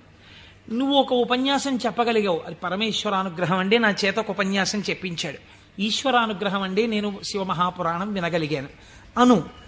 నేనన్న మాట అన్నావా, ఇబ్బందిలోకి వెళ్ళిపోతావు. ఇది అనకు. మొదట దిద్దుకోవలసినది వాక్కు దిద్దుకో. రజోగుణ తమోగుణ భూయిష్టమైన వాక్కులు మాట్లాడకు, అవి నీ సంస్కారం అయిపోతాయి. ఈ సంస్కారము నిన్ను జన్మ జన్మాంతరములు తిప్పుతుంది. నారదుడు కాబట్టి మహానుభావుడు గంటలో సర్దుకున్నాడు. మనం ఎంతటి వాళ్ళం, మాయ ఎంత గొప్పదో చూడండి. ఇది మహేశ్వర శక్తి. ఈ మాయ ఎలా తొలగుతుంది అంటే దీనికి ఒక్కటే లక్షణం, ఆ మాయయే అమ్మవారి స్వరూపం. మీరు గట్టిగా ఆవిడ పాదాలు పట్టుకున్నారనుకోండి, పట్టుకుంటే ఆవిడే మిమ్మల్ని దగ్గరికి తీసుకుని, అందుకే చేతిలో పాశం పట్టుకుని ఉంటుంది. ఈశ్వర భక్తిని మీకిచ్చి మీ చేత ఈశ్వర సేవ చేయించి ఈశ్వరుడిలో మిమ్మల్ని ఆవిడే కలుపుతుంది. ఆవిడే ఆ పనినంతటినీ తీసుకుంటుంది. ఇది చిత్రంగా ఉంటుంది. ఎలా ఉంటుందంటే, తరచుగా చెప్తూ ఉంటాను నేను ఒక కత్తి నేను అలా వెడుతుంటే రోడ్డు మీద ఒక దొంగ పరిగెత్తుకుంటూ కత్తి పట్టుకుని నా వెనక వచ్చాడు అనుకోండి, నేను పరిగెడుతుంటాను. దొంగ కత్తి పట్టుకుని నా వెంట పరిగెడుతుంటాడు. నేను ముందు పరిగెడతాను, నా వెనక దొంగ పరిగెడుతుంటాడు. పరిగెడుతుండగా దొంగ రాయి తన్నుకుని పడిపోయి కత్తి అంత దూరంలో పడిపోయింది అనుకోండి. ఇప్పుడు నేను నిజానికి దొంగని ఏం చేయగలిగిన ధైర్యం నాకేం లేదు, కానీ కత్తి తీసుకుని ఇలా నిలబడ్డాను నేను. దొంగ పరిగెడుతున్నాడు. ఇప్పుడు ఎందుకు పరిగెడుతున్నాడు? దొంగ చేతి కత్తి నా చేతిలోకి వచ్చింది. ఇన్నాళ్ళు మిమ్మల్ని తిప్పిన కామం, ఆ కామపాశాలు అమ్మవారి పాదాలు పట్టుకుంటే భక్తి పాశాలుగా మారిపోయాయి. ఈ మార్పుకి మీరు అమ్మవారి పాదాలు పట్టుకుంటే చాలా ఆవిడ మాయాశక్తి, ఇటు తిప్పిన ఆవిడ అటు తిప్పేస్తుంది. మాయాపాశాన్ని భక్తిపాశం చేసేస్తుంది. లోకమనందు తిరిగిన పంచతన్మాత్రల్ని ఈశ్వరుడి వైపుకి తిప్పేస్తుంది, తిప్పేసి ఈశ్వరుడిలో కలిపేస్తుంది. కాబట్టి ఇప్పుడు మీరు మాయా అన్న అవనికని పైకెత్తి శివుడితో కలుపుతుంది. ఇది మహేశ్వరుణ్ణి చేరుకోవడానికి మార్గం. ఆ మార్గమునకు మొట్టమొదటి పొరపాటు వాక్కునందు కలుగుతుంటుంది. ఈ వాక్కునందు అలా చెయ్యకో, ఈశ్వర ప్రజ్ఞని గుర్తెరుగు, ఈశ్వరానుగ్రహాన్ని గుర్తెరుగు. ఇది మనకి బోధ చెయ్యడం ఈ మహేశ్వరనామమును, మహేశ్వరనామాన్ని అడ్డుపెట్టి మనకి నేర్పింది. ఇదే పరమశివుణ్ణి పక్కనే ఒక చిత్రమైన నామంతో పిలుస్తారు, శంభు అని పిలుస్తారు. శంభు అంటే ఏమిటో తెలుసా అండి? శం అంటే నిరతిశయమైనటువంటి సుఖము లేదా సుఖము, భావయతి కల్పించువాడు. మీరు చూడండి, ఒక వస్తువు ఉంటుంది, ఆ వస్తువు యొక్క సుఖానుభూతిని మీరు ఎప్పుడు పొందుతారు?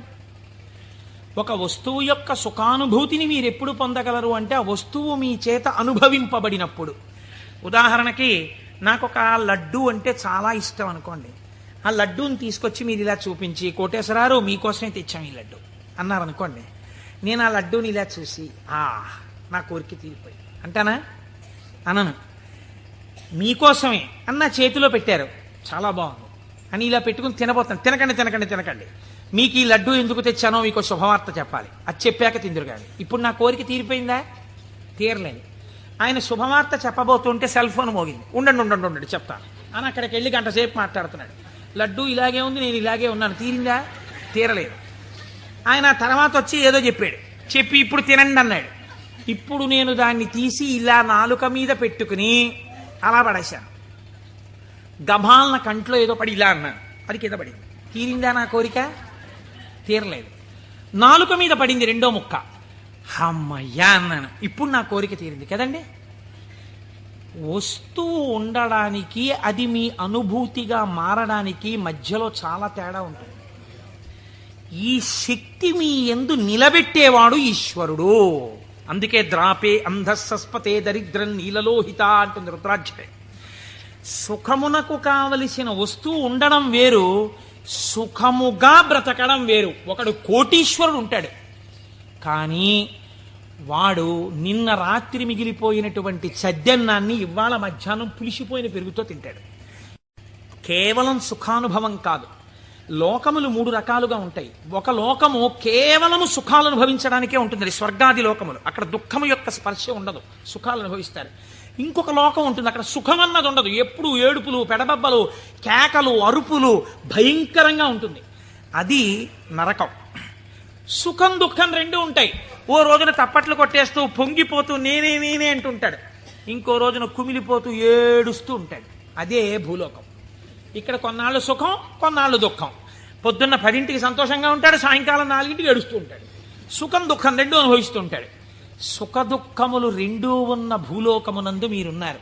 ఇక్కడి నుంచి బాగా గుర్తుపెట్టుకోండి, మీకు 2 మార్గాలు ఉన్నాయి. ఒకటి, పూర్ణ దుఃఖమును కలిగిన లోకంలో కన్నా వెళ్ళొచ్చు, పూర్తి సుఖం కలిగిన లోకంలో కన్నా వెళ్ళొచ్చు. సుఖ దుఃఖాలు కలిగిన లోకంలోకి ఇంకా మీకు టికెట్ లేదు. అంటే మళ్ళీ ఎందుకండి ఇందులోకి? కాబట్టి ఒంటి మీద కొరడాలతో కొట్టేస్తూ, మరిగిపోయిన నూనెలో ముంచేస్తూ, ఏదో చీవు నెత్తురు నదుల్లో ముంచేస్తూ అది కావాలా? హాయిగా సంతోషంగా పెద్దలతో కూర్చుని ఏదో ఆనందంగా ఉండడం, అమృతం తాగడం, ఇలాంటివి కావాలా? అంటే లౌకికంగా కోరుకుంటే పోనీ స్వర్గం కోరుకోండి. నరకానికి ఎడదాం అనుకోకూడదంటే మీకు ఒక లక్షణం ఉండాలి. వెంటనే మీకోటి కావాలి. ఏమిటి కావాలి? పాపము చేయకుండా ఉండుట. పాపం చేస్తే కదా నరకం. కాబట్టి పాపం చెయ్యకూడదు. ఇది సంభావయతి, మంచి భావములను ఇచ్చుట. ఇది ఎలా వస్తుంది అన్నారు శాస్త్రంలో. ఇది ఎలా కలుగుతుందండి అన్నారు. దీనికి ఒక ప్రతిబంధకం ఉందండి. అంత తేలిక కాదు. శివమహాపురాణం మీ జీవితాన్ని కరెక్ట్ చేస్తుంది. మీరు చూడండి, ఒక తేలిక మాట, ఒక వెలితి మాట ఒకటి మనం మాట్లాడతాం. కోటేశ్వరారు చతుర్ముఖ బ్రహ్మగారు మేము లలాటం మీద రాసేశాడండి, రామాయణం చెప్పు, భాగవతం చెప్పు, శివపురాణం చెప్పని చెప్పేస్తారు మీరు. మా లలాటం మీద రాసేశాడు, చీకటి పడేటప్పటికీ మాకు ఎటో లాగేస్తుంది మనస్సు వెళ్ళిపోమ్మని, అందుకని మేము రామ్ పురాణానికి అంటాడు ఒకడు. అది తప్పు. అలా ఉండమని చెప్పలేదు శాస్త్రం. తిలకధారణము అన్న మాట ఎందుకు ఇచ్చారో తెలుసా అండి? మీ యొక్క ఆలోచన సరళిని మార్చుకొని గత జన్మలుగా తరువుకొస్తున్న వాసనలని జయించడానికి, మీకు పార్వతీ పరమేశ్వరుల అనుగ్రహం కలగడానికే మీరు విభూతి తీసుకుని లలాటమునందు పెట్టుకుని బొట్టు తీసుకుని ఆజ్ఞాచక్రం మీద పెట్టుకుంటారు. ఇప్పుడు పార్వతీ పరమేశ్వరుడు మీ లలాటమునందు వసించి ఉన్నారు. దీనివల్ల ఏం జరుగుతుంది అంటే, లలాట లిఖితారేఖ పరిమాస్త్రం నశక్యతే, ఇది కదా సామాన్య సిద్ధాంతం. బ్రహ్మగారు రాసిన రాత మారదు. కానీ మీరు తిలకధారణం చేసి విభూతి పెట్టుకోగానే మీ ఆలోచన సరళి ఎందు మార్పు వస్తుంది. ఎందుకు వస్తుందో తెలుసా అండి? మీరు చూడండి, ఒక ఆయన దగ్గరికి మీరు వెళ్ళేటప్పటికీ ఇలా విభూతి పెట్టుకుని ఇంత బొట్టు పెట్టు కూర్చున్నాడు అనుకోండి, ఈయన అడిగితే కొంచెం సౌమ్యంగా చెప్తారేమో అనిపించేస్తుంది మీకు గబుక్కుని వెంటనే. ఏమీ లేకుండా కొరకొర చూస్తున్నాడు అనుకోండి, బాబా ఆయన దగ్గరికి ఎందుకు లేండి అనిపిస్తుంది. అసలు మీరు భస్మ బొట్టు కనపడేటప్పటికి సాత్విక ప్రవృత్తి ముఖంలో కనపడిపోతుంది. సరికదా, ఆజ్ఞాచక్రం మీద బొట్టు అమ్మవారి యొక్క అనుగ్రహం. అమ్మవారి అనుగ్రహం ఆజ్ఞాచక్రం మీద ప్రసరణం మొదలవగానే మీ బుద్ధి యందు ఆలోచన మారిపోతుంది. మారిపోయి మనం ఈ పని చెయ్యొద్దు, మనం ఎందుకు ఈ పాపం చేయడం, మనం ఇంక ఇవాళ నుంచి ఇది చెయ్యొద్దు, మనం పురాణానికి వెళ్ళిపోదాం, మనం శివాలయానికి వెడదాం, మనం వెంకటేశ్వరుడి గుడికి వెడదాం, ఎన్నాళ్ళు ఈ తప్పుడు పని చేస్తాం, మనం చెయ్యొద్దు అని మీ యందు ఒక పూనిక రావడం ప్రారంభం అవుతుంది. అందుకని ముందు శరీరమును అలంకృతం చేసి లోపల మనస్సుని సంస్కరించడం దగ్గరికి వెళ్ళారు. మీరు మనస్సుని జయించలేకపోతే. పెద్దలు ఏదో ఉత్తినే హాస్యాస్పదంగా పెట్టలేదండి ఇవేవిని. కనుక తిలకధారణ చేసి భస్మ పెట్టుకోమని చెప్పారు. ఇప్పుడు మీరు అలా చెయ్యడం ప్రారంభిస్తే ఏమవుతుంది? అలా చెయ్యడం ప్రారంభిస్తే మీకు దుఃఖమును స్వీకరించి దుఃఖము నుండి బయటపడతారు. ఇది చిత్రంగా ఉంటుంది. ఇప్పుడు మీకు ఎందుకు ఈ ఆలోచనలు, పాపభూయిష్టమైన ఆలోచనల వైపు ఎందుకు తిరుగుతోంది మనస్సు అంటే, దానికి రజోగుణ తమోగుణ ప్రవృత్తి ఉంది. 3 గుణాలు ఉన్నాయి లోకంలో, సత్వము రజస్సు తమస్సు. ఇది ఎప్పుడూ కూడా ఆయన అలాగే చెప్తాడు కానీ హాయిగా పనిచేసేట్టు ఎంత సుఖంగా ఉంటుంది, ఒంట్లో ఓపిక ఉన్నప్పుడు చేయాలి, ఆయనకి ఏముంది అలాగే చెప్తాడు. అలా చెప్తే అలా చేస్తూ కూర్చుంటా ఏంటి, సుఖంగా అనుభవించు అంటుంది. ఎందుకు ఆ పురాణం, దిక్కుమాల పురాణం, హాయిగా టీవీ చూడు, మంచి ఎపిసోడ్ వస్తుంది ఇవాళ అంటుంది. ఈ బోధని జయించగలగడానికి ఈ త్రిగుణములు బాధాకరములు. మీరు ఉన్నతిని పొందకుండా బాధిస్తున్నాయి. ఉన్నతిని పొందకుండా బాధించేటటువంటి త్రిగుణముల యొక్క బాధ నుంచి మీరు బయటపడడానికే మీరు సంసారం అనే కొత్త బాధనించుకున్నారు. సంసారం బాధ అండి. సంసారం సాగరం దుఃఖం. సంసారం అంత తేలికని శాస్త్రం చెప్పలేదు. అందులో తరించడానికి చాలా కష్టం, దాని మార్గం తెలియాలి. మరి బాధపోవడానికి బాధలోకి ఎందుకండి, మళ్ళీ బాధపోవడానికి సుఖంలోకి వెళ్ళాలి. బాధపోవడానికి బాధలోకి వెళ్ళమంటున్నారు ఏమిటి మీరు అంటే, నేను మళ్ళీ ఒక ఉపమానం చెప్తాను మీకు కడుపు నొప్పిగా ఉంది, అజీర్తి చేసింది. అజీర్తి చేసి కడుపు నొప్పిగా ఉండడం బాధ. ఈ బాధ పోవడానికి మీరు ఇంకో బాధ స్వీకరించారు. ఏమిటది? ఆమదం తాగడం. ఆమదం తాగడం సంతోషంగా ఉంటుంది ఏంటి ఎవరికన్నా? ఆమదం తాగడం బాధే. కానీ మరి బాధతో కూడినటువంటి ఆమదము త్రాగుట అన్నది ఎందుకు చేశారు? కడుపు నొప్పి అజీర్తి అన్న బాధ నుంచి విముక్తమగుట కొరకు. సత్వరజస్తమో గుణములన్న 3 గుణముల నుంచి బయట పడడానికే సంసారములోకి ప్రవేశించి సుఖములు అనుభవించి, ఈ సుఖములు సుఖములా అన్న ప్రశ్న వేసుకుని, ఈ సుఖములు సుఖములు కావు, నిజమైన సుఖము ఈశ్వరుడే అన్న లక్షణాన్ని ఏర్పరచుకుని వైరాగ్య సంపత్తిని పెంపొందించుకోవడం, దాని వలన ఇంకా ఇంద్రియములు మనస్సు చెలించని స్థితికి పెడతాడు. ఇంద్రియాల్ని గెలవడం కాదు, మనస్సు కదలని స్థితికి పూర్ణ వైరాగ్యం అని పేరు. మీరు చూడండి, గాలి వెళ్ళిపోతూ మల్లెపూల మీద కెడుతుంది. నేను మల్లెపూల మించి వస్తున్నానని పొంగిపోదు. అశుద్ధం మీద కెడుతుంది. చిచి నేను అశుద్ధం మీదకి వెళ్ళానని బాధపడదు. దేని మించి వెళ్ళినా గాలి గాలిగానే ఉంటుంది, దానికేం బాధ లేదు. అలాగే పూర్ణ వైరాగ్యం పొందినవాడు ఇదంతా ఈశ్వర లీల అంటాడు. కానీ ఈ మాట అనడం చాలా కష్టం. అంత వైరాగ్యం రావడం కూడా ఈశ్వరానుగ్రహం. ఈ వైరాగ్య సంపత్తి చేత శాశ్వత సుఖస్థానమైన ఈశ్వరుడు ఎందుకు కలిసిపోతాడు. అప్పుడు వాడికి ఇంకా ఊర్ధ్వలోకం లేదు, అధోలోకం లేదు, పైన స్వర్గం లేదు, కింద నరకం లేదు. ఇక మళ్ళీ పుట్టవలసిన అవసరం లేని మోక్ష స్థితిని పొందుతాడు. ఇలా పొందడానికి శంభు అనుసంధానం చేసుకుంటూ ఉండాలి. శివుడి పాదాలు మీరు గట్టిగా పట్టుకున్నారనుకోండి, శివాష్టోత్తరం చదువుకుంటున్నారనుకోండి, భస్మధారణ చేశారనుకోండి, బొట్టు పెట్టుకున్నారనుకోండి, ఏమీ చేతకాకపోయినా కూర్చున్న నామాలు చెప్పడం మొదలుపెట్టారనుకోండి, మీకు తెలియకుండా మీలో ఒక రకమైనటువంటి మార్పు ప్రారంభమైపోతుంది. ప్రారంభమై అది మంచి ఆలోచనల వైపుకు తీసుకుని వెళ్ళగలదు. ఇలా తీసుకుని వెళ్ళవలసిన అవసరము ఎందువలన కలిగింది అంటే, పూర్వకాలంలో పూర్వయుగమైనటువంటి ద్వాపర యుగం వరకు కూడా ఒక లక్షణం ఉండేది. రాక్షసులు ఉన్నారనుకోండి, వాళ్ళు తెలిసేవారు వీళ్ళు రాక్షసులండి అని తెలిసేది. కాబట్టి వాడిని దూరంగా పెట్టడమో, వాడిని పరమాత్మ సంహారం చేయడమో ఏదో ఉంటుంది. కలియుగంలో ఏమిటో తెలుసా అంటే, రాక్షసులు ఏ రూపంలో ఉంటారు? చిత్తవృత్తుల రూపంలో ఉంటారు. పైకి దొరకరు. మీకన్నా సాధుపురుషుల్లా కనిపిస్తాడు. మోసం చేసేవాడే చాలా నమ్మించేటట్టుగా సాధుపురుషుల్లా ఉండాలి. వాడు నమ్మితే నాకేమిటి, నమ్మకపోతే నాకేమిటి, నేనేమన్నా వాడి దగ్గర ప్రయోజనం పొందుదాం అనుకుంటున్నానా అన్నవాడు తన యథారీతిగా ఉంటాడు. అవతల వాడిని నమ్మించి మోసం చెయ్యాలనుకోండి, వాడే మాట కలిపి చక్కగా మాట్లాడి బాగా మాట్లాడి మీరు నమ్మేటట్టు చేసి అప్పుడు మీకు ఒక కప్పు కాఫీ ఇచ్చి ఆ కాఫీలో మత్తు కలిపేసి మీరు పడిపోతే మీ సూట్ కేసు ఎత్తుకుపోవాలి వాడు కదా. అందుకని ఇప్పుడు ఎక్కడున్నాడు రాక్షసుడు? వాడి చిత్తవృత్తి ఎందున్నాడు? మీరు చూడండి, నిజంగా ఈ చిత్తవృత్తుల రూపంలో రాక్షసులు ఉండి ఉంటే త్రేతాయుగంలో విశ్వామిత్రుడు యాగం చేయగలడా? చెయ్యలేడు. ఇక్కడే ఉన్నారు రాక్షసులు. రాముడు ఈ లోపల రాక్షసుల్ని చంపడానికి తానే అనుసంధానం చేసుకోవాలి. బయట రాక్షసులుగా ఉన్నారు. రాముడు వచ్చి బాణం వేసి కొట్టి చంపాడు. ఈ యుగంలో అలా కుదరదు. ఇక్కడున్నారు రాక్షసులు. వాళ్ళు ఎప్పుడైనా తలెత్తుతారు. ఎప్పుడైనా తలెత్తి మిమ్మల్ని పడగొట్టేస్తారు.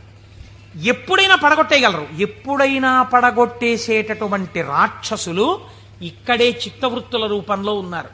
వీళ్ళని తొక్కి పట్టగలిగిన వాడెవడు? ఒక్కడే, శంభు. అందుకే ఏవం శ్రీ శంభుదేవస్య నామ్యామష్టోత్తరం శతం అంటాం. ప్రదోష వేళలో రోజు ఆ శంభునామాలు చెప్పామనుకోండి, ఆయన ఏం చేస్తాడంటే వీళ్ళని తొక్కి పెట్టి మీ భావముల యందు మంచి ప్రవాహాన్ని ఏర్పాటు చేస్తాడు. ఈ మంచి ప్రవాహము కలిగిన భావన చేత ఉన్నతిని పొందేస్తాడు. ఇప్పుడు ఈ భావన పొందినటువంటి వాడు ఎలా ఉంటాడు? ఎలా పొందుతాడు ఈశ్వరుణ్ణి అని మీరేమి అనుమానపడిపోయి వాడు ఏమైనా పూజలు బాగా చేసేస్తాడండి, యజ్ఞయాగాదులు చేసేస్తుంటాడండి అలా అనుకోక్కర్లేదు. శంభునామాన్ని పెట్టుకుని శంభుని యొక్క అనుగ్రహం పొందిన వాడి స్థితి ఎలా ఉంటుందో తెలుసా అండి? నేను మీకు ఒక ఉదాహరణ చెప్తాను, మీరు బాగా పట్టుకోగలుగుతారు. ఇది కూడా నేను ఎక్కడి నుంచో ఎందుకు మీకు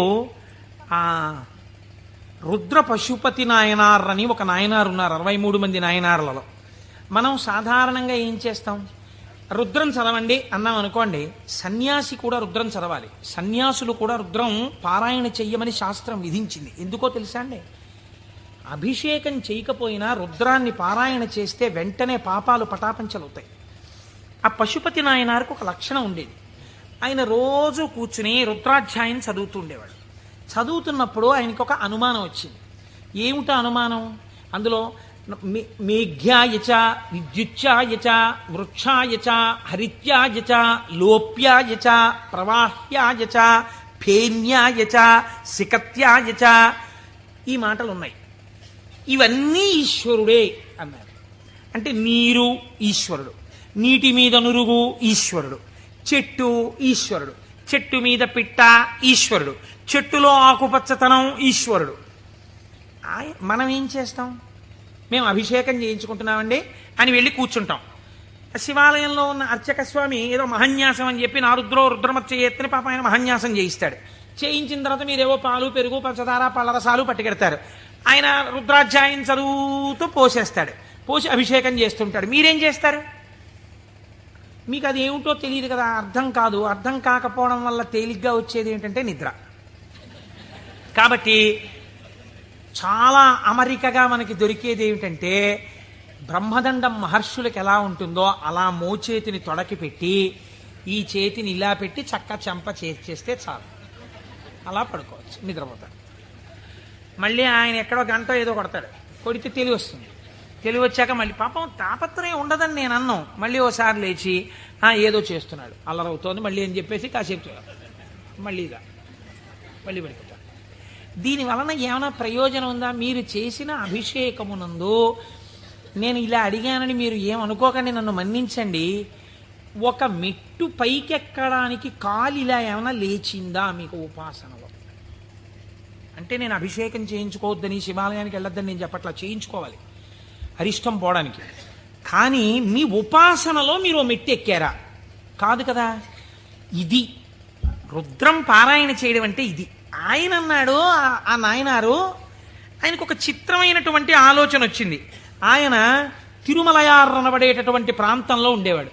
ఆయన ఈ రుద్రం చదివి చదివి చదివి చదివి అన్నాడు, ఆకాశం ఈశ్వరుడు, మేఘం ఈశ్వరుడు, నీరు ఈశ్వరుడు, నురుగు ఈశ్వరుడు, చెట్టు ఈశ్వరుడు, పిట్ట ఈశ్వరుడు. కాబట్టి నేను ఇంట్లో కూర్చుని ఇవన్నీ చెప్తుంటే ఉపయోగం ఏంటి? నేను ఈశ్వరుడిలో చేరిపోయి ఈశ్వరానుభూతిని పొందుతానన్నాడు. ఓ రోజు తెల్లవారకట్ట ఎవ్వరికీ చెప్పకుండా లేచి 4 గంటలకో వెళ్ళిపోయాడు బయటికి, ఊరి బయటికి వెళ్ళిపోయాడు. ఆ కొండ మించి ఒక సెలయేరు జాలువారుతోంది. గబగబా వెళ్ళాడు. ఆ సెలయేట్లో నడుంలోతు నీళ్లలో నించున్నాడు. నించుని చెట్టు వంక చూశాడు. నిశ్శబ్దంగా ఉంది వాతావరణం. ఆ కొండ కనపడింది, చెట్లు కనపడ్డాయి, చెట్ల యొక్క ఆకుపచ్చని కొమ్మలు కనపడ్డాయి. అంత నిశ్శబ్దంలో గలగల పారుతున్నటువంటి సెలయేటి శబ్దం వినపడుతోంది. ఆ నీటి మీద వెళ్ళిపోతున్న నురుగు కనపడింది. ఆయన వెంటనే ఆ ఒంటికి తగిలిన చల్లతనంలో ఈశ్వరుడు కౌగిలించుకున్న అనుభూతిని పొందాడు. ఇవి ఈశ్వరుడు కదా, నేనిప్పుడు ఈశ్వరుడిలో ఉన్నాను నీటిలో. కాబట్టి నేను నా కళ్ళతో చూస్తున్న మేఘం ఈశ్వరుడు, నేను మొలలోతులో ఉన్నది ఈశ్వరుడు, ఇలా వెడుతున్నది ఈశ్వరుడు, నేను చూస్తున్న ఆ కదులుతున్న ఈశ్వరుడు. నాకు ఇంట్లో చదువుతున్నప్పుడు అలా బిగిసిపోయినట్టుగా ఉన్న ఈశ్వరుడు కనపడేవాడు. ఇప్పుడు ఇన్ని చేతులతో కాళ్లతో కదులుతూ నన్ను కౌగిలించుకున్నాడు ఈశ్వరుడు అని గట్టిగా గొంతెత్తి నమ పేన్యాయ చ శిఖత్యాయ చ ప్రవాహ్యాయ చ వృక్షాయ చ హరిత్యాయ చ లోప్యాయ చ అని పారాయణ చేశాడు.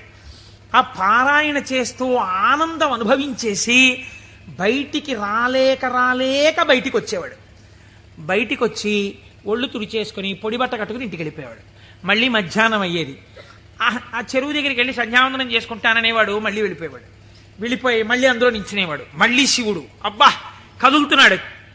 అవుగో అవే ఆయన చేతులు, నా స్వామి ఇలా ఇలా అంటున్నాడు, చేతులు ఊపుతున్నాడు, రా రా రా అని పిలుస్తున్నాడు, అవే కొమ్మల రూపంలో ఊగుతున్నాయి. నా స్వామి ఇదిగో ప్రవహిస్తున్నాడు. నా స్వామి వేదం ఋషులకి చెప్పినప్పుడు ఇలాగే వినపడి ఉంటుంది, అదిగో ఝరి శబ్దం వినపడుతోందన్నాడు. మొన్న మేము తిరుమల వెళ్ళి పాండవుల తీర్థం కింద దగ్గర కూర్చుంటే వెనకాతల నుంచి నదీ ప్రవాహం వెడుతుంటే చప్పుడు వచ్చింది. కాసేపు ఆగి మీరు ఆ శబ్దాన్ని వినండి అన్నాను నేను. ఆ వినండి అనడం వెనకాతల నా భావన అదే. ఇప్పుడు ఈశ్వరుడు చెప్తున్నటువంటి వేదం ఋషులకు ఎలా చెవుల్లో వినపడిందో అలా నాకు ఈశ్వరవాణి వినపడుతోంది అన్నాడు. మళ్ళీ నిలబడిపోయాడు. మళ్ళీ నమ సోమాయ చ రుద్రాయ చ నమస్తామ్రాయ చ అరుణాయ చ నమ శంగాయ చ పశుపతయే చ నమ ఉగ్రాయ చ భీమాయ చ అంటూ మళ్ళీ రుద్రం చదువుతూ మళ్ళీ అంతటా ఈశ్వరుడే నన్ను గట్టిగా పట్టుకున్నాడు నీళ్లలోని. అదే ఈ చల్లతనం. ఎంత చల్లగా ఉంటాడో మా స్వామి. ఒంటి నిండా చల్లటి పాములు, చంద్రమౌళి, ఆ గంగా చల్లగా ఉంటాడు కదా, చల్లగా నన్ను పట్టేసుకున్నాడు. బాబోయ్ ఎంత గట్టిగా పట్టుకున్నాడో అన్నాడు. నీళ్లల్లో మునిగానం లేదు, ఈశ్వరుడు నన్ను గట్టిగా పట్టుకోవడం వల్లే నాకు ఇంత చల్లగా ఉందన్నాడు. ఈశ్వరుడు పట్టుకోవడం వల్ల అబ్బా నాకు ఎంత సంతోషంగా ఉందో అన్నాడు. ఈ సంతోషంలో రుద్రం చెప్తున్నానన్నాడు. అవుగో ఇలా చేతులు ఊపుతున్నాడన్నాడు. అంత ఈశ్వరుణ్ణి చూస్తున్నాడు. చూస్తూ పొంగిపోతూ ఆ రుద్రం తడబడిపోతూ చెప్పేవాడు. మళ్ళీ పైకి వచ్చేవాడు, పొడిబట్ట కట్టుకునేవాడు, వెళ్ళిపోయాడు. మళ్ళీ బాగా చీకటి పండించేవాడు. ఒక్కసారి అక్కడ కూర్చుని జపం చేసుకుంటానని మళ్ళీ వెళ్ళేవాడు, మళ్ళీ నీళ్ళల్లో దిగేవాడు. మళ్ళీ ఈశ్వరుడు గట్టిగా పట్టుకున్న అనుభూతి పొందేవాడు. మళ్ళీ రుద్రం చెప్పేవాడు. ఇది కొన్నాళ్ళు అయిపోయిన తర్వాత ఏమైందంటే తను అలా అడుగులేసి ఎడుతుంటే గాలి ఇలా తగిలేది. కాళహస్తి నుంచి వాయులింగ రూపుడైన నా స్వామి వచ్చి నన్ను ఒక్కసారి ఇలా పిలిచి కోటేశ్వరరావు ఒకసారి పలకరిద్దామని వచ్చాను కాళహస్తి నుంచి అంటున్నాడు. అమ్మా స్వామి తగిలాడు ఇక్కడ, అబ్బా స్వామి నమస్కారం అంటున్నాడు. ఇప్పుడు ఎక్కడ లేడు ఆయనకి. అలా వెడుతూ పైకి చూశాడు, అబ్బో అనంతంగా పెరిగిపోయిన నా స్వామి ఆకాశ రూపంలో కనపడుతున్నాడని మళ్ళీ నమస్కారం చేసేవాడు. కపర్ది నమః కపర్దినీచా అనేవాడు. ఇలా రాను రాను రాను రాను ఏమైపోయిందంటే ఎవరు కనపడినా ఆయనకి ఈశ్వరుడే కనపడేవాడు. ఆఖరికి పరిగెత్తి పారిపోతూ దొంగ కనపడేవాడు. నమ చోరాయచ, పరిగెత్తుతున్న దొంగలో నా స్వామి కనపడుతున్నాడు అనేవాడు. మరి అంతేగా చెప్పింది రుద్రం. ఇలా అంతటా ఈశ్వర దర్శనం చేసి ఎక్కడ పడితే అక్కడ ఆగిపోయి నమస్కారం చేయడం అలవాటైపోయింది. ఈ అలవాటైపోతే శంకరుడు అన్నాడు, ఇక నేను తప్ప ఇంకొకటి కనపడని నీకు నాలోకే తీసుకోవాలని తనలోకి తీసేసుకున్నాడు. శివుడిలో ఏకమైపోయి తాను శివుడైపోయాడు. ఇప్పుడు చెప్పండి, భావన చేత మోక్షాన్ని పొందాడా లేదా? రుద్ర పశుపతి నాయనారని ఆయనకి పేరు. 63 మంది నాయనార్లలో ఆయన ఒకరు. మీరు అలా కూర్చుని ఏవో పదార్థాలు అట్టుకుని నమో ఓం నమో నమస్తే అస్తు భగవన్ విశ్వేశ్వరాయ మహాదేవాయ త్రయంబకాయ త్రిపురాం తకాయ త్రికాగ్నికాలాయ కాలాగ్ని రుద్రాయ నీలకంఠాయ మృత్యుంజయాయ సర్వేశ్వరాయ సదాశివాయ శ్రీమన్మహాదేవాయ నమః అంటూ ఎన్ని పాలు పోసినా ఎన్ని నీళ్లు పోసినా ప్రయోజనం లేదని నేను అన్నా. కానీ ఏమి రమించింది మీ మనస్సు? నీటిలో నిలబడిన వాడికి రుద్రం అనుభూతిలోకి వచ్చేసింది. మనకెక్కడొచ్చింది అనుభూతి? ఒక ఏటి గలగలల యొక్క శబ్దంలో మీరు ఈశ్వరుణ్ణి అనుభవించగలగాలి. ఒక పిట్ట పాటలో మీరు ఈశ్వరుణ్ణి అనుభవించగలగాలి. మీకు తగిలిన గాలిలో ఈశ్వరుణ్ణి అనుభవించగలగాలి. ఇది సంభావయతి. ఇప్పుడు ఏమైంది? నిరతిశయ సుఖప్రదాతయ్యి ఉన్నాడు. ఈ మాటలు చెప్పి చిత్తవృత్తులైనటువంటి రాక్షస స్వరూపాల్ని తొక్కి పెట్టడానికి ఇలా నేను దక్షిణామూర్తిగా కూర్చుంటే ఆనాడైతే అర్థమైంది, కానీ ఇవాళ అర్థం కాదు లోకానికి. అందుకుని నేను లేచి తిరగాలి, తిరిగి లోకానికి బోధ చెయ్యాలి. బోధ చేసి నేనే శంభుస్వరూపమై లోకాన్ని శివుడి వైపుకి తిప్పాలనుకున్నట్టు ఒక ఆయన. ఎవరైనా దక్షిణామూర్తి మౌనాన్ని విడిచిపెట్టేట. విడిచిపెట్టి మహానుభావుడు ఎలా నడిచి వెళ్ళాడు అన్నారు. అజ్ఞానాంతర్గహన పతితానాత్మ విద్యోపదేశైః త్రాతుం లోకాన్ భవదవ శిఖాతాపపాపచ్యమానాన్ ముక్త్వా మౌనం వటవిటపినో మూలతో నిష్పతంతి శంభోర్మూర్తిశ్చరతి భువనే శంకరాచార్య రూపా. ఆనాడు ఇలా కూర్చుంటే అర్థమైంది, కానీ ఇవాళ నేను వటవృక్షం కింద ఇలా మౌనంగా కూర్చుంటే ఎవ్వరికీ అర్థం కాదు. వీళ్ల చిత్తములలోనే ఉన్న రాక్షసులను తొక్కి పెట్టడానికి నేనే వెళ్ళి నలుచరగులా నేనే తిరిగి నేనే నిలబడి వీళ్ళు ఏ స్థాయిలో ఉన్నా వాళ్ళని ఉద్ధరించడానికి కావలసిన స్తోత్రముల దగ్గర నుంచి భాష్యముల వరకు ఇద్దామని ఆ దక్షిణామూర్తి మౌనమును విడనాడి ఈ భూమండలము మీద శంకరాచార్య రూపముగా తిరిగారట. ఆయనే ప్రథమ గురువై జగద్గురువై మహానుభావుడయ్యాడు. శివానందలహరి, సౌందర్యలహరి, బ్రహ్మసూత్ర భాష్యం దగ్గర నుంచి ప్రస్థానత్రయ భాష్యాల వరకు ఇచ్చారు. ఇహమునందు ఐశ్వర్యము కావాలంటే కనకధార వరకు ఇచ్చారు. అటువంటి శంకరాచార్యుల వారి దగ్గర ప్రారంభమైన గురు పరంపర నీటి మా గురువుల వరకు కొనసాగుచునే ఉన్నది. ఆ గురువాక్య శ్రవణమే నా లోపలనున్న రాక్షసులను తొక్కి పెట్టగలిగినటువంటి శక్తి స్వరూపము.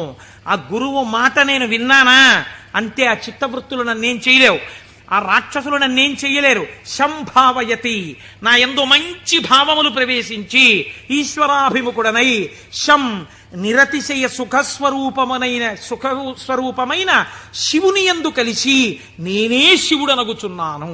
అటువంటి స్థితిని నాకు కలగడం కోసమే మహానుభావుడైన పరమాత్మ నాకు ఈ ఉపకారం చేశారు. ఇటువంటి జ్ఞానము కలగడము దేనివల్ల కలుగుతుంది అన్నారు. ఇటువంటి జ్ఞానమే శంభుస్వరూపం మీకు కటాక్షిస్తుంది. అందుకే శంభు అన్న నామం అంత గొప్ప నామమైంది. పరమశివుని యొక్క రూపాలలో ఆ శాంభవ స్వరూపం అంత గొప్పదైంది. ఆ నామాలు చెప్పుకుంటే చాలు మనం ఉద్ధరింపబడతాం. అందుకే కదా ప్రతిరోజు ప్రదోష వేళ చెప్పుకుంటున్నాం. ఈ చెప్పుకున్న ఫలితం ఏమిటో మనకు ఒక రోజున తెలుస్తుంది.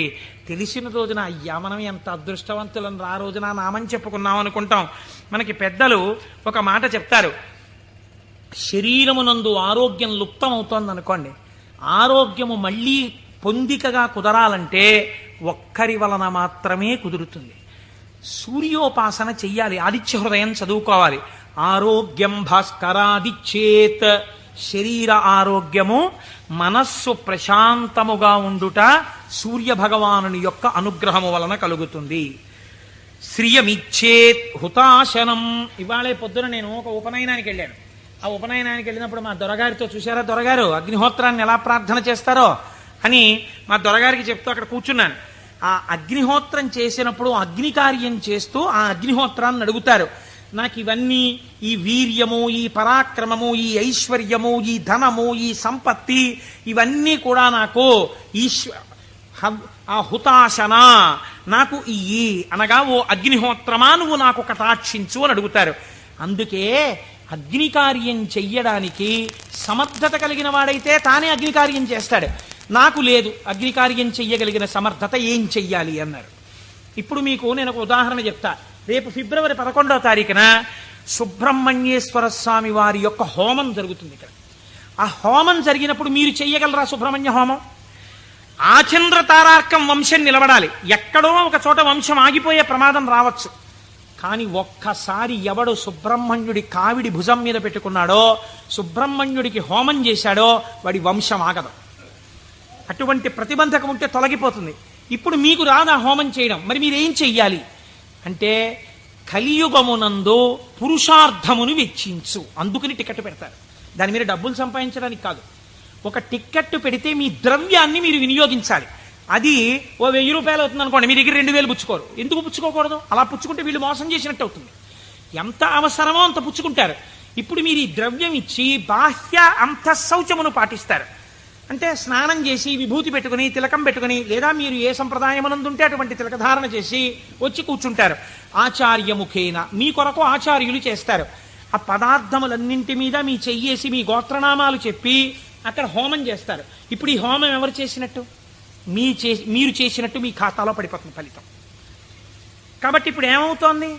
మీకు కావలసినటువంటి సుఖమునకు హేతువు కర్మ మార్గము చేత మీకు ఇప్పిస్తారు ఈశ్వరానుగ్రహంతో.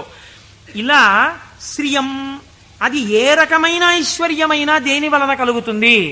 అగ్ని కార్యము వలన కలుగుతోంది. కాబట్టి శ్రియమిచ్చేత్ హుతాశనం, అగ్నిహోత్రము వలన మీకు ఐశ్వర్యము కలుగుచున్నది. ఈశ్వరాత్ జ్ఞానమన్విచ్చేత్, జ్ఞానదాత మహేశ్వర, ఈశ్వరుని యొక్క అనుగ్రహము వలన మాత్రమే జ్ఞానము కలుగుతుంది. ఆ జ్ఞానం ఇచ్చేవాడికే మహేశ్వరుడని పేరు. ఈ మహేశ్వరుడు ఎందుకు ఇస్తాడు? శంభునామాన్ని మీరు గట్టిగా పట్టుకుని ఆ నామాలతో పిలిస్తే, ఏవం శ్రీ శంభుదేవస్య, శంభుదేవుని నామాలు ప్రదోషంలో పిలుస్తున్నారు అనుకోండి, మీరు పేరు పెట్టి పిలవగా పిలవగా పిలవగా పిలవగా ఏమవ్వాలి? ఆయన పలకాలి. పలికితే ఏమనాలి? మీ వంక చూసి ఏవం శ్రీ శంభుదేవస్య నామ్నామస్తోత్తరం శతం అంటున్నారు మీరు. 108 నామాలతో నిన్ను పిలిచాను. ఆయనకు ఓసారి చూసి, సరే పిలిచావు, నేను శంభుదేవుణ్ణి కాబట్టి ఏం చెయ్యాలి? నీ భావాలు మార్చి నిన్ను ఈశ్వరుడి వైపుకి తిప్పాలి. నీకు సత్ప్రవర్తన కల్పించాలి. నేను నిన్ను చక్కటి వాడిగా రూపుదిద్దేటట్టుగా చెయ్యాలి. నన్ను నువ్వు పిలిచినందుకు నేను నీకు చెయ్యగలిగింది అదే.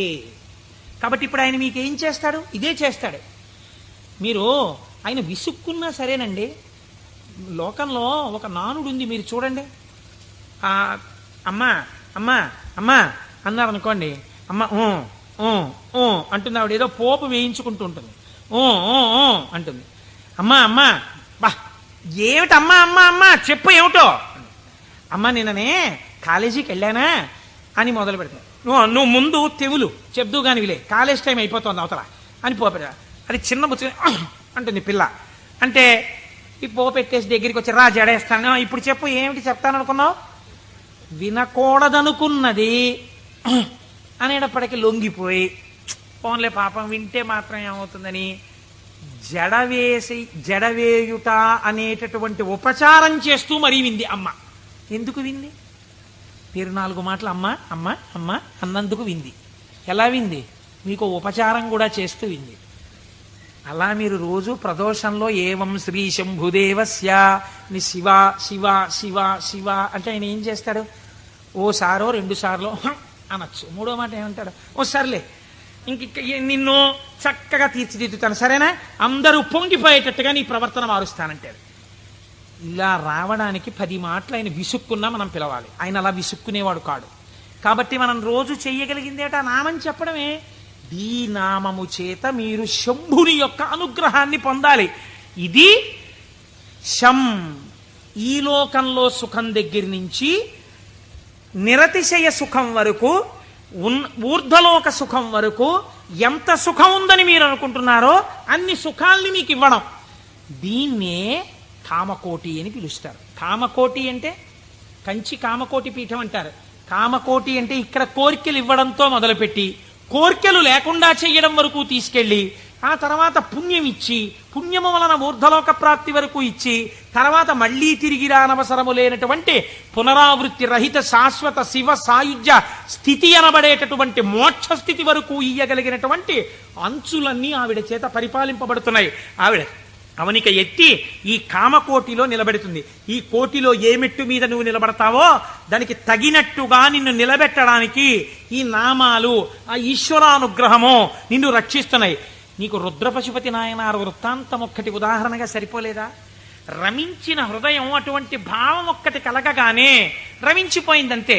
ప్రమాదం అంతా ఎక్కడొస్తుందో తెలుసా అండి? మీరు చూడండి, మనం లోకంలో ఒక పెద్ద పొరపాటు చేస్తుంటాం. మనస్సు యందు దోషం ఉండదు.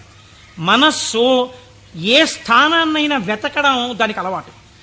మీ మనస్సు ఒక స్థానాన్ని అడుగుతుంది. అది ఏమండి, సాయంకాలం 6:30కి వెళ్ళి కాసేపు మనం కూడా నామం చెప్పుకుంటే బాగుంది. లేదు, కొన్నాళ్ళకి పురాణం అయిపోతుంది. సాయంకాలం 6:30కి వెళ్ళి శివాలయం అరుగు మీద కూర్చుని అలా గుడి యొక్క ధ్వజస్తంభం దగ్గర గంటలు, చిరుగంటలు మోగుతుంటే, పక్షులన్నీ గోళ్లకి చేరిపోతుంటే, శివాలయంలో ఉన్నటువంటి ప్రధాన అర్చకుడి దగ్గర శిష్యులు పాఠం నేర్చుకుంటుంటే, ఆయన ఒక్క మాట చెప్తే వీళ్ళు 3 మాటలు చెప్తుంటే, గుళ్ళోకి వచ్చిన వాళ్ళు గంట కొడుతుంటే అవి వింటూ ఒక 20 నిమిషాలు కూర్చుంటే ఎంత ప్రశాంతంగా ఉంటుందో అంది మనస్సు. అంటే మీ మనస్సు ఒక స్థానాన్ని అడిగిందా లేదా? కానీ దాని గొంతు మీరు ఎక్కడ నొక్కుతారో తెలుసా అండి? ఇది 6:30కి నాన్నగారండి ఎలాగైనా సరే మనం రోజు కాసేపు ఈవినింగ్ వాక్ వెళ్దాం నాన్నగారండి, డాక్టర్ గారు మార్నింగ్ వాక్ ఏదో ఒకటి చేయమన్నారు, వెయిట్ తగ్గాలంటున్నారు నన్ను, నేనేమో తిరగలేను నాన్నగారండి, మీరు కూడా నాతో రండి అందనుకోండి. పిల్ల, లేకపోతే పిల్లాడు, లేకపోతే భార్య, లేకపోతే ఎవడో స్నేహితుడు. ఉత్తర క్షణం మీరు వచ్చిన ఒకే ఒక మంచి ఆలోచన పీక నొక్కేస్తారంతే. సరేలే గుళ్ళోకి ఇంకో మాట ఎప్పుడో వెళ్దాం, పాపం అడిగాడు కదా అని వెళ్ళిపోతారు. ఒకరోజు పొద్దున్నే కాసేపు మీరు 6 గంటలకి ధ్యానం చేసుకుంటే మీకు బాగుందనుకోండి. 6 గంటలకు అబ్బా లేచిపోతే, పొద్దున్నే 6 గంటలప్పటికి మీరు లేచిపోయి ఆ బాత్రూంలోకి వెళ్ళి పడపడ స్నానం తిరుగుతుంటే నిద్ర పట్టే వాళ్ళకి కూడా నిద్ర పట్టట్లేదు. 7 వరకు హాయిగా ఎందుకు వెళ్ళిపోయాడు? మీరు ఏది చెప్పిన మాట ఎక్కడ విన్నారు? ఇంట్లోకి రెండంటేనే రాని వాళ్ళకి ఎవడు చెప్తాడు? బయటికి వచ్చిన వాడు చెప్పారు వెళ్ళిపోమనే చెప్తాడు కదండి. కాబట్టి పట్టు విడుపు అని 2 మాటలు మనకి శాస్త్రంలో ఉన్నాయి. ఏది ఎక్కడి వరకు పట్టుకోవాలో అక్కడ వరకే పట్టుకుని ఎప్పుడు విడిచిపెట్టాలో అప్పుడు విడిచిపెట్టేయాలి. అందుకే పట్టు విడుపు ఉండాలండి అని అంటారు. పట్టు విడుపు అన్నటువంటి శాస్త్రం మీకు అలవాటు అవ్వకపోతే శంభుదేవుని అనుగ్రహం జీవితంలో రాదు. కొన్ని పట్టుకోవాలి, కొన్ని వదిలేస్తుండాలి. ఇది విడిచిపెట్టేయకపోతే ఇంకా నా జీవితం వెళ్ళదు, నేను అటువైపు వెళ్ళడానికి కొన్ని వదలాలను వదిలిపెడుతూ ఉండాలి. అందుకే ప్రయత్నపూర్వకంగా రాజ్యం కూడా విడిచిపెట్టి వానప్రస్థానికి వెళ్ళారు. ఈ పట్టు విడుపు అంటే అక్కడ నేర్చుకోవడానికి ఇక్కడ కూడా నేర్చుకో. ఇక్కడే రాంది అక్కడే వస్తుంది నీకు, నేను ఏమి విడిచిపెడతావు? పట్టుకోవడం వచ్చు, విడిచిపెట్టడం వచ్చు. పైగా అదో క్వాలిఫికేషన్లో చెప్పడం ఏంటి? నేనండి ఇంకా పట్టానంటే వదిలిపెట్టనంటాడు ఒకడు. అంటే మూర్ఖుడివి, పాతాళంలోకి పోతున్నావు, అది గొప్ప. నాకు కోపం వస్తుంది కానండి, గవ్వుకున్నారన్నా పెద్దలు చెప్తే వెంటనే పక్కన పెట్టేస్తానన్నారు అనుకోండి, మీరు ఆయనకో పోల్దండి అయ్యారు. అంతేగాని నాకే గాని కోపం వచ్చిందా హరిబ్రహ్మాదులు వచ్చి చెప్పినా వినండి అంటాడు. వాళ్ళ కర్మ కాలిపోయిందా నీకు వచ్చి చెప్పడానికి? నీలోంచి వెళ్ళిపోతే చాలా చచ్చూరుకుంటావు. ఎందుకు వచ్చింది? ఏమిటా వ్యగ్రత? ఎందుకు వచ్చిన మాట? కనుక నేను ఈ మాటని ఎందుకు ఇంతలా నొక్కి చెప్తున్నానో మీరు సహృదయంతో అర్థం చేసుకోండి. ఒకవేళ నా వాక్కు యందు వ్యగ్రత ఉండి ఉండవచ్చు. శంభుని అనుగ్రహము వచ్చినా గుర్తెరగగలిగి ఉండాలి. ఆ గుర్తెరగనప్పుడు వచ్చిన అవకాశము వినియోగించుకోకపోతే మరొకసారి ఈశ్వరుడు ఇవ్వడానికి ఇష్టపడడు. కనుక మనకి అటువంటి మనస్సు కూడా కావాలి. ఈశ్వరా, నీ అనుగ్రహము మాయందు ప్రసరించినప్పుడు దాన్ని నిలబెట్టుకోగలిగిన స్థితిని కూడా నీవే అనుగ్రహించు అని మనం ఆ శంభుదేవుని పాదములు పట్టి ప్రార్థన చేసి